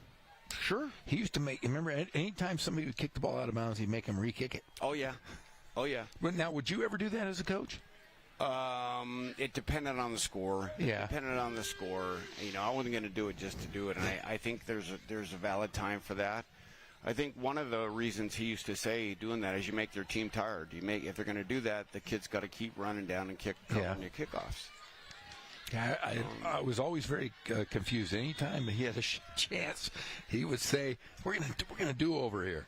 Getting some drama here in the fourth quarter. Villarreal hands it off to Ford. Ford with the big run. Ford all the way past the 35. Biggest gain of the night. Definitely the biggest run of the night for Ford, as the clock will continue to run first down. And they're running tempo here, trying to get them tired. Back to Ford. Ford with a gain of about 4 or 5 on that play. So it took until the fourth quarter for Ford to break loose. Arlington's defense has really dominated the line of scrimmage against the inside run. So here's that big run from Ford. Now, do you think that the line of Arlington, they're trying to go a little up-tempo here offensively? You've coached for 100 years. Guys get tired. Is that what they're trying to they ran capitalize? The same play, the same area, and now they run a boot, which is a great sequence right off the same run action. So the boot goes, and play caught by number 5. That's the first catch for him. Ben Roy, maybe. Might be Ben Roy. Yeah, they're trying to catch him, I think. And it was a great sequence of run the same area, then pull the ball and throw opposite. And there's a trap, a counter play. And they might be a little bit tired. Yeah, there's a penalty play there as Ford gained to play about 6, but I think this is going to come back as a hold here. Okay. So on the replay, they pull a lineman and try to kick out an influence. You'll see 77 pull up and around, and he did grab. He came around, and so now you can try to get some reason to slow them down, give your defense a chance. You do see hips, body language, hands on hips a little bit. And whenever they have Nasser in at that tight end H-back position, they're running. So they ran the same play again, where 77, who is their center, actually pulled. Caden Weaver came around, and they ran the same play again. So we're getting a heavy dose of Will Ford. So coming into today's ball game, he had 10 touchdowns, 163 yards per game. And they're trying to well, there's a timeout here called by Rancho Christian, which can only benefit Arlington really right now, because despite the couple plays, they're able to kind of stem the tide a little bit. They've been playing they're playing a lot of defense. They're playing against the run. They've been dominating. They get a couple runs. They go tempo, and then they call a beautiful play action pass, the boot, and then they go right back, run a quick play on tempo, get a penalty. They come back and run the same play again and get 4 yards. So I think Arlington has a chance here to gather their players, maybe put in a strategy to stop what they're doing. And if they can hold them here and keep them from scoring, they can score again and pull within a point or two, depending on if they would go for 1 or 2. So here you go, second and 17 here as they got trips on the bottom of your screen. And where do you see Cam? It's empty, so Cam Jones is at the top of the screen at wide receiver, it looks like. So Villarreal goes over the top, tries to get it to his receiver, who's been really good here in the second half, and that's Everett Glover. Glover caught one a few minutes ago, but this will bring back third and 17. Huge. I mean, it's overstated, but this is really a huge down here. Nice ball. A little bit. Really Led him a little bit. Good job by the secondary. Now here you go. Big down here. You don't have to get it all at once. You want to maybe cut it in half if you can. If you can get half of it, then fourth down is not such a stretch. So you have empty again with stacked trips at the bottom here. So Villarreal, plenty of time, flagging a play, and it's going to be nearly, let's see if it's picked off. I think this is going to give it to Arlington, but there is a flag in the background here. So we'll see if it was a hold. It looks like they're coming off. It is a hold. So if you look at the replay, Villarreal, he passed up an open receiver on a shallow cross. He didn't take the short pass. He tried to get it all at once. You can't see it from this angle, but he passed up an open receiver and threw right over the middle. He had a couple receivers actually open. Just a huge play. And now they have the ball back with 9:29, albeit they got to go 90 yards, but they've scored 3 possessions in a row. Andrew Durant with a big interception, and there's a great pass. Oh, dropped. As Akili Thomas gets his hands on the ball for the first time tonight and drops it out of bounds. Great pass from Daniel Gonzalez hitting on the sideline there. Impressive ball, impressive poise, and aggressive play call on first down. A very aggressive play call. So 2nd and 10, ball sitting on the 10-yard line. Gonzalez in the backfield with Del Toro. Trips to the bottom of your screen. Let's see if they try to go to Liggins. And there they do. They're going to go over the top. That's not Liggins. It is Elijah Crumble, Crumble has kind of had a quiet game tonight. So they tried to take the ball off and go over the top. And look at Ford. Ford is your running back. He doesn't come off the field. He's got 1,300 yards, all-purpose. He was on fire last series, and he doesn't come off the field, just like Gonzalez. So 3rd and 10. Big one. 9:18 to go here, fourth quarter. If you just joined us, 33-24, Rancho Christian over Arlington. Arlington looking to make a run here. Key would be not to turn the ball over here. Not Gonzalez over to Liggins. Liggins breaks free, gets the first down out to about the 25, 26-yard lines. There's the big playmaker. Do you go to him all fourth quarter here, Coach? Poise under pressure. Just impressive, because it's a situation that many athletes would be very nervous, and he lays a perfect ball in, and a nice job by Liggins going to the inside. First down, move the chains, 8:59, clock running, down by 9 points, and scored 3 times in a row this half. Between Cam Jones and Liggins, 2 of the best receivers we've seen. Del Toro with the run up the middle, but gets stopped big time by Owen Matlock. Wow, he just ran into a wall. It looked like he had a two-way go left or right, and Matlock just closed that up. It looked like there was a hole there. It looked like an action figure going against a monster. 2 inside linebackers, and really, they've been Dallas Dondell has been very effective on the inside. So 2nd and 7. Gonzalez looking to go over the top, trying to find Liggins. Liggins! Does he make the catch? No, drops it, but I'll tell you what, they're putting 2 defenders on Liggins. Coach, just going to say the same thing. Just 2, and he's come down with balls, and he still came down without balls with 2 receivers on him. And he's got Ford going to his side. Coach Sider brought that up. That if we saw that was by design. And you have your best athlete, your running back, trying to play him. Actually, that was 23. That was another defender. So my mistake on that one on coverage. But he came down with 2 defenders. Yeah, Dylan Cookson. So now it's 3rd and 7. And they hit it big time under pressure last time. Gonzalez under pressure. Gonzalez. Flag on the play. Gonzalez still on his feet. Gets it about a yard short. I think this is probably going to get brought back again. Another hold.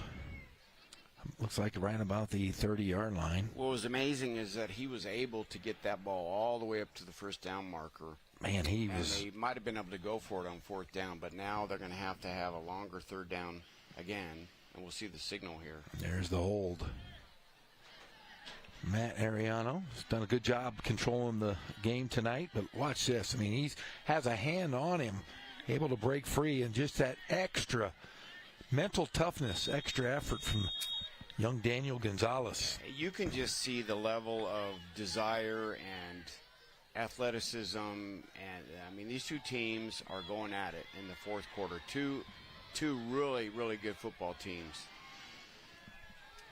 Gonzalez Back to throw, being chased once again, grabbed. This time he is brought down by the big fella, Cody Horner, the junior. Another big body on that defensive line, what's going to bring up a 4th and 13. They're going to have to punt. Crumble was off on a deep route. He was taken out. Coverage was very effective there for Rancho Christian, and now you have 4th and 17 with 7 minutes left. You've been able to score twice. They're huddling up longer than normal, what a coaching staff would consider longer than normal. It's a little bit deep in their own territory for calling a fake punt. So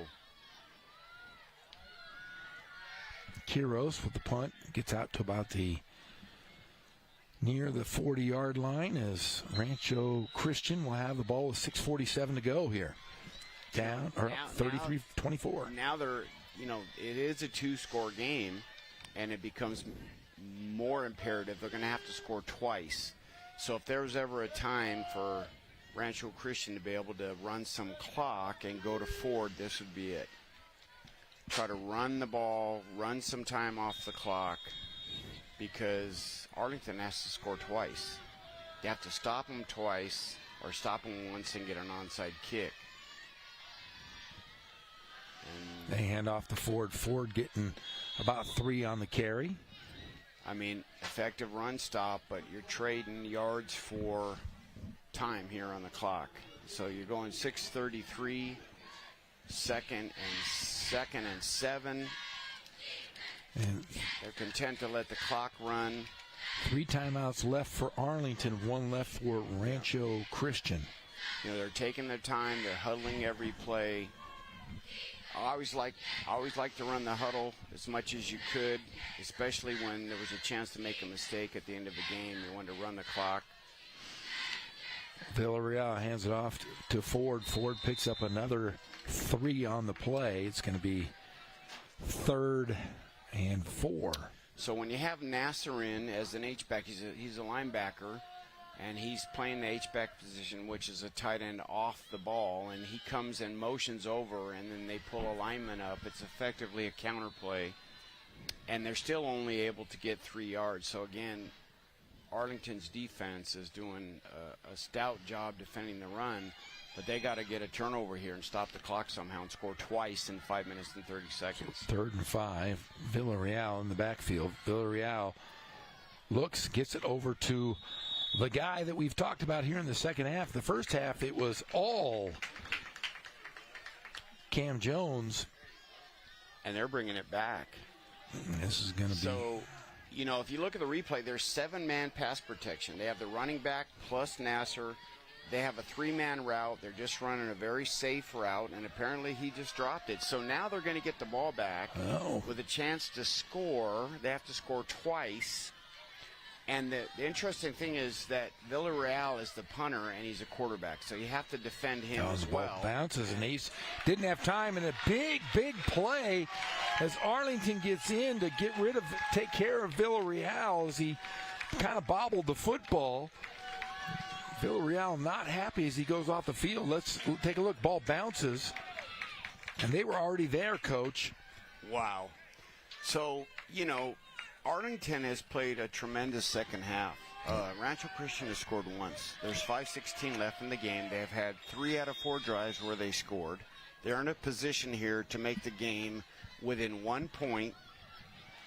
So they have to do one thing at a time and score a touchdown here on this drive. Dylan Quinones with that big tackle. Here goes Gonzalez. Gonzalez, plenty of time. He's going to run. He's going to get the first down. He's going to get more. Great spin move. Stays on his feet. They're going to say he touched his knee to the floor about the 17-yard line. He has such pocket presence. He steps up against an outside rush. He steps up, and then he laterally goes to his right. And that's very, very hard to defend. I mean, you do everything right. Everybody's covered. People stayed in their pass lanes, and then he gets a gain out of that. Now they're at the 23-yard line with 4:47. So Gonzalez throws it. They get it to, a drop pass. As we've talked about him all night, is Andrew Rogers. I think he thought he had the catch and was making a move. Rogers has also been on the field all night. Arlington has, nice adjustment on the route. Oh, yeah, he was looking to go already before he caught it. So now the clock stops, so you still have the ball. It's second down. Rancho Christian playing off a little bit. 4:36 left, 2nd and 10, down 9 points. Look at the top of your screen, Liggins. They're going to double team Liggins up top. Gonzalez goes over the top to Liggins. Liggins! Yes! Touchdown, Lincoln Liggins! Great play, as they called it. They tried to get 2 on him. Impressive. Again, look, they come back and show tremendous heart and resilience. They scored 4 times, 30. So now, instead of being able to make it a tie game, they're going to go for 1. And then hopefully can get down the field here. Now they really don't have too much of a choice here. They still have 3 timeouts. But now they're going for 1, and it's going to be important if they can stop them here or get it. You don't have to go for an onside kick. Well, here's the drive. Great play. Exactly. Here's the drive. Here's Gonzalez, like you said, making a heady play, getting the first down. Doesn't slide, like you said. He said, I'm going to go as far as I can as he puts his knee down. Then, of course, he goes to his playmaker. As we said, there was 2 men on him. And he slips right between, and look at this. That's just a jump ball, and Liggins. Wow. Great hands for a guy that's never played football. What do you think of that, Coach? I just think he's a competitor. He's a competitor. Gonzalez is a competitor. Arlington is a competitive team. They did the same thing against Hillcrest. They fought. They don't die. They don't lay down. Tough kids. They're just mentally tough. Oh, great play. So there's an onside kick. It looks like they didn't come up with it. So now they have 3 timeouts, Coach. They have 3 timeouts here. They got to stand up to let their defense win the game for them. Yep, and if there ever was a time for Rancho Christian to get some first downs with Ford, who is a legitimate 160-yard rusher, as you see the kick again. Oh, and that ball hit an ankle there, too. That would have been a big play. I kind of like that onside kick there. Aggressive nature. Just aggressive confidence in your defense, and they have been playing well. So they've only scored once the entire half. What a change. So 4:25 to go here, 4th quarter. It was the Cam Jones show in the first half. They've got mix up here. Here's Villarreal trying to go to Jones. Jones with the catch. Jones escapes, gets by 1. And smartly gets out of bounds. Not smart. If you look at that route, that's when you want to dive on the floor, right? You know, the receiver's inside. The defender has to play him inside to take away the slant.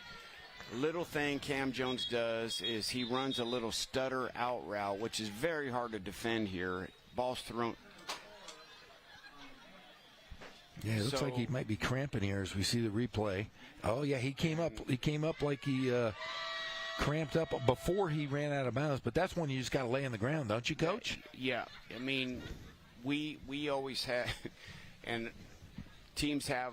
There's a thing you have to teach the kids, and that's clock awareness and situational awareness. When there's a time when you want to make sure that the trainer comes out, because you can coach the kids up. You want to get checked. It's not always get to run up and go back. I mean, this is a smart play by him to get checked out. In the meantime, you call your team over. They have to go to the bottom of the numbers. That's the rule. And then you can coach them up. So that was just a crucial, and they didn't run. They have a 1,000-yard rusher, and it shows you the amount of respect that Arlington has earned. They can't run the ball. I mean, Rancho Christian cannot run the ball with any effectiveness or any consistency at all. Well, this is the first game Cam Jones has played in a year, and he's been on the field quite a bit. I bet he's like, I'm not in this kind of game shape, Coach. You know, and heck of a first game. And, of course, he's got to come out because of the injury. That's the rule. So now they got now they don't have a first down, so it's 2nd and 4. 2nd and 4. They have not been able to run the ball. You do have a tight end. You do have the H-back in, which has been a tell for a run every time they run it so far. So Ford with the breakthrough. Ford with a lot of extra yards there. Ford getting the first down and then some. Second drive in a row that he's had a run, but he's been stopped for the most part. But when it counts, they pulled number 63 around, and that is, I want to give credit to Calvin Moala. He came around and pulled and took out the linebacker. Effective run scheme. Arlington's been on a lot. All right, so they're running the clock. They chop the clock, so you got 4:07 now. It's first down. You have 3 timeouts left, and you're down 2 points. Villarreal and Ford, heavy dose of Ford here. Let's see if they continue to do so. And they're looking at the clock. That's effective clock management. He knows exactly when he's supposed to snap the ball. They let it run down as much as they can. And that's the same play they just ran. And Ford not getting out. They did say get out of bounds. And that'll be close to a first down. I think it's going to be just a bit short, maybe about a foot. You know, that play has been the same play. They motion over Nasser, and then they pull. Play. Yep, they pull, and he's pulled the last 3 plays, or last 2 plays. Calvin Moala pulls, and it's the same play 2 times in a row. They have a heavy run set. The clock continues to run. You got to think about using your timeouts pretty quick here to stop the clock. Now they run up and do what's called a sugar huddle. They try to draw them offside here. And there's the push.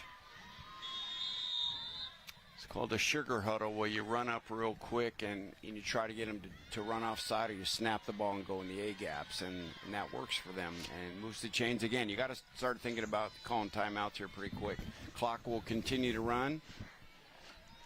So first down, ball sat at the 22-yard line. Rancho Christian up 33-31. No timeouts yet. Is Rancho Christian able to get to the line? And they're in that run set again with the H-back, and Nasser's in. They're going to let that clock run till the last second. And they hand it off to Ford. Ford able to do some damage here in this quarter, the last about 4 minutes, and there's that timeout called by Arlington. So 2 timeouts left here.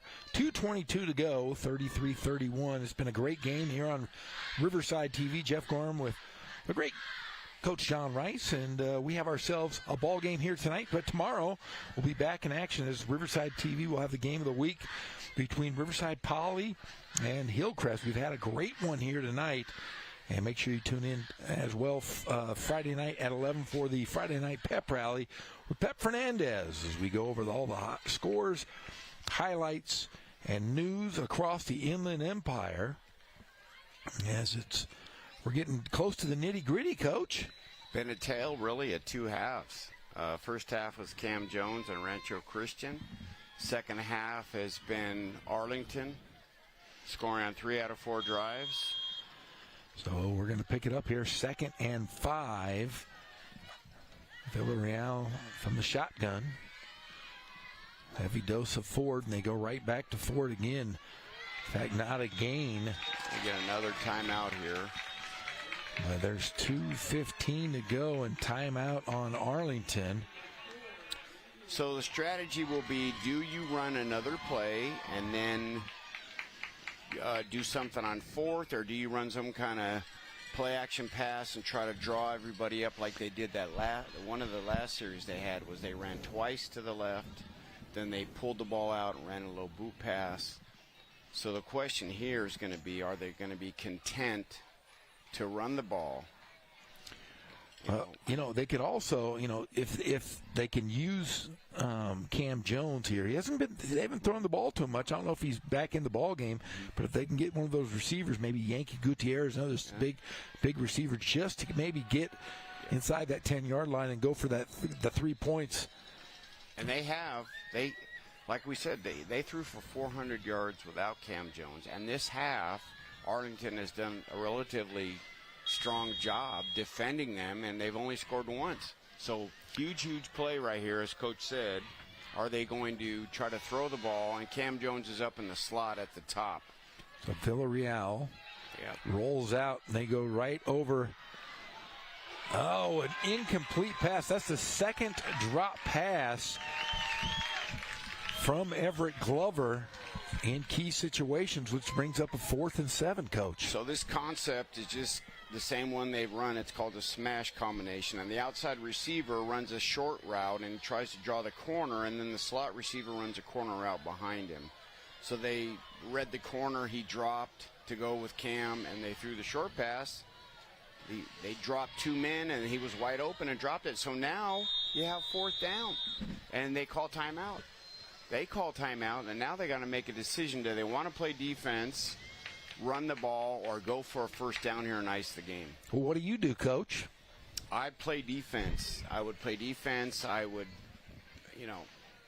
this is a league game that if they can hold on, they go to next week, and they have 2 big games left. They have Hillcrest and Hemet. So if they take a shot and miss, they're going to give them the ball, and they've scored 3 out of 4 times. They did a very short drive with Liggins. I would try to play some defense and run something where you have a run-pass option, kind of like you just had. Get the quarterback to the edge.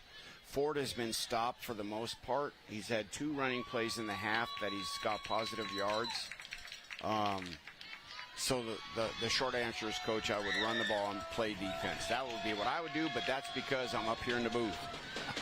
You're a defensive coach. How about you? I try to score. You try to score. I try to score, and you want to put the dagger right in your chest. Okay. Yeah, you got to go for the score, and then you're still going to be playing defense if you don't get it. Good philosophy. There's the short route. There it is. There's the first down, of course. They go to Cam Jones. Nice job on stacking receivers in the route, and 2 receivers take the deep route. Cam Jones breaks it off. That's a great play design and an effective strategy going for the dagger, Coach. Stack receivers, that's called a banjo beater. And then you had 3 receivers taking the deep route. Did you say a banjo beater? Banjo is just a term that I shouldn't have used, but it's basically when 2 receivers cover 2, the defensive back cover 2 receivers. So Ford with the carry. Yeah. Ford getting about the 5-yard line. I love the banjo. Yeah. Mel Tillis used to play the banjo. When you stack receivers, you're trying to cause a mix-up in coverage. So one thing you do on defense is when you have stacked receivers is you try to man up after the ball snap based on the releases. So anyway, great play design. It seems like the clock's running here. You're down to a minute 30. They can only hope for a turnover here, right? Turnover on the run, a sack, a fumble, a miscommunication, some kind of fortuitous. Now you got 2 backs, and you got So Villarreal hands it off to Ford. And nothing there as we go to the 3rd down and the clock running. They're playing some stout defense. I mean, these teams there's battles going on in the box. Watch this surge.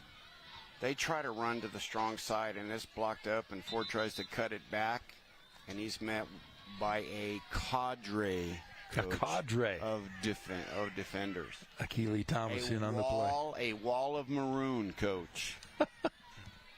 Player down. Maroon. See, I was growing up here in Riverside. My dad, he coached at Norte Vista and La Sierra and Ramona, and I'm colorblind, so we would go over to Arlington. I remember as a kid, we'd come over here to school, and I said, Dad, why does Arlington have brown? Why are they wearing brown uniforms? For me, it was USC wore brown. Coach, join the crowd. I was on a little bit red and green colorblind. So, yeah, me too. So, like, the green lights look white to me. Like, I had to choose which one on the top was and what order. Well, yeah, so I got it, Coach. Hey. So are they brown or maroon? Which one, Coach? They're maroon. I figured out because I remember my dad looking at me going, what's wrong with you? But see, I was going to Catholic school. I went to OLP, Our Lady of Perpetual Help. So I didn't really. I wore a white shirt and brown corduroys every day to school. What do you care about maroon? Yeah, I didn't know, brown. but I just remember everybody going, "What?" Yeah. And then, of course, I'm colorblind with blue and purple. So that's why I'm a great painter. I don't know, Coach. I'm a painter, but I can't Green paint. and brown look the same. And blue and purple to Blue me. and purple, Coach. All right, here we go. Villarreal. Huge one right here. Ford in the You background. need a fumble, strip the ball.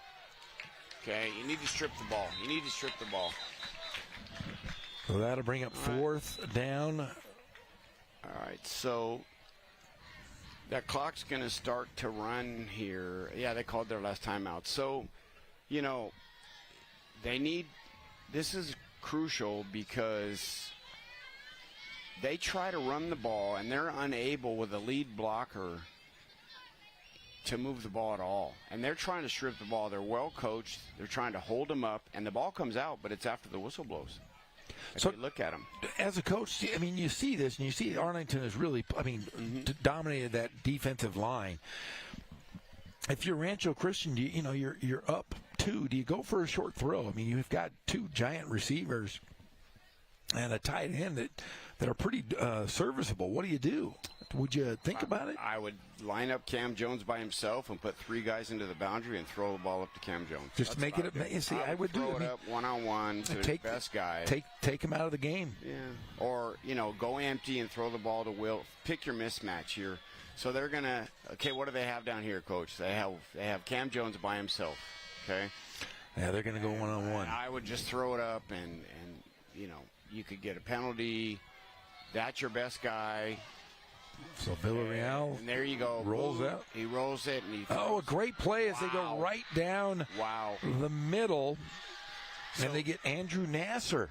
And Nasser has played H-back the whole night. He's blocked, sacrificed, and he's the second read because Cam Jones was covered in the eyes of Villarreal, and he just looked back in his progression and kind of sealed the deal here. So Rancho Christian has to lock the game up with 42 seconds left, and what a second half by Arlington. Yeah, Arlington really, really came ready to play, and they've had so many close games. The record doesn't indicate how good this team is. No. And there's the extra point. What a night! And this league, the Sun Belt League, from top to bottom, we've seen very close games. And he's limping again on that one. So here's the big gain. And it was a lot of Will Ford on that drive. Okay, there's the stacked. There's the big play. Concept. On stacked receivers. There's the boot, and he looks back to his second receiver, and he drops his elbow and just threads it. He made that same throw earlier on the other side of the field, and it was incomplete. What a tough, hard-fought ball game. Well, Rancho Christian will go to 6-1-1. They had a tie in ball, but they're going to go 3-0 in league.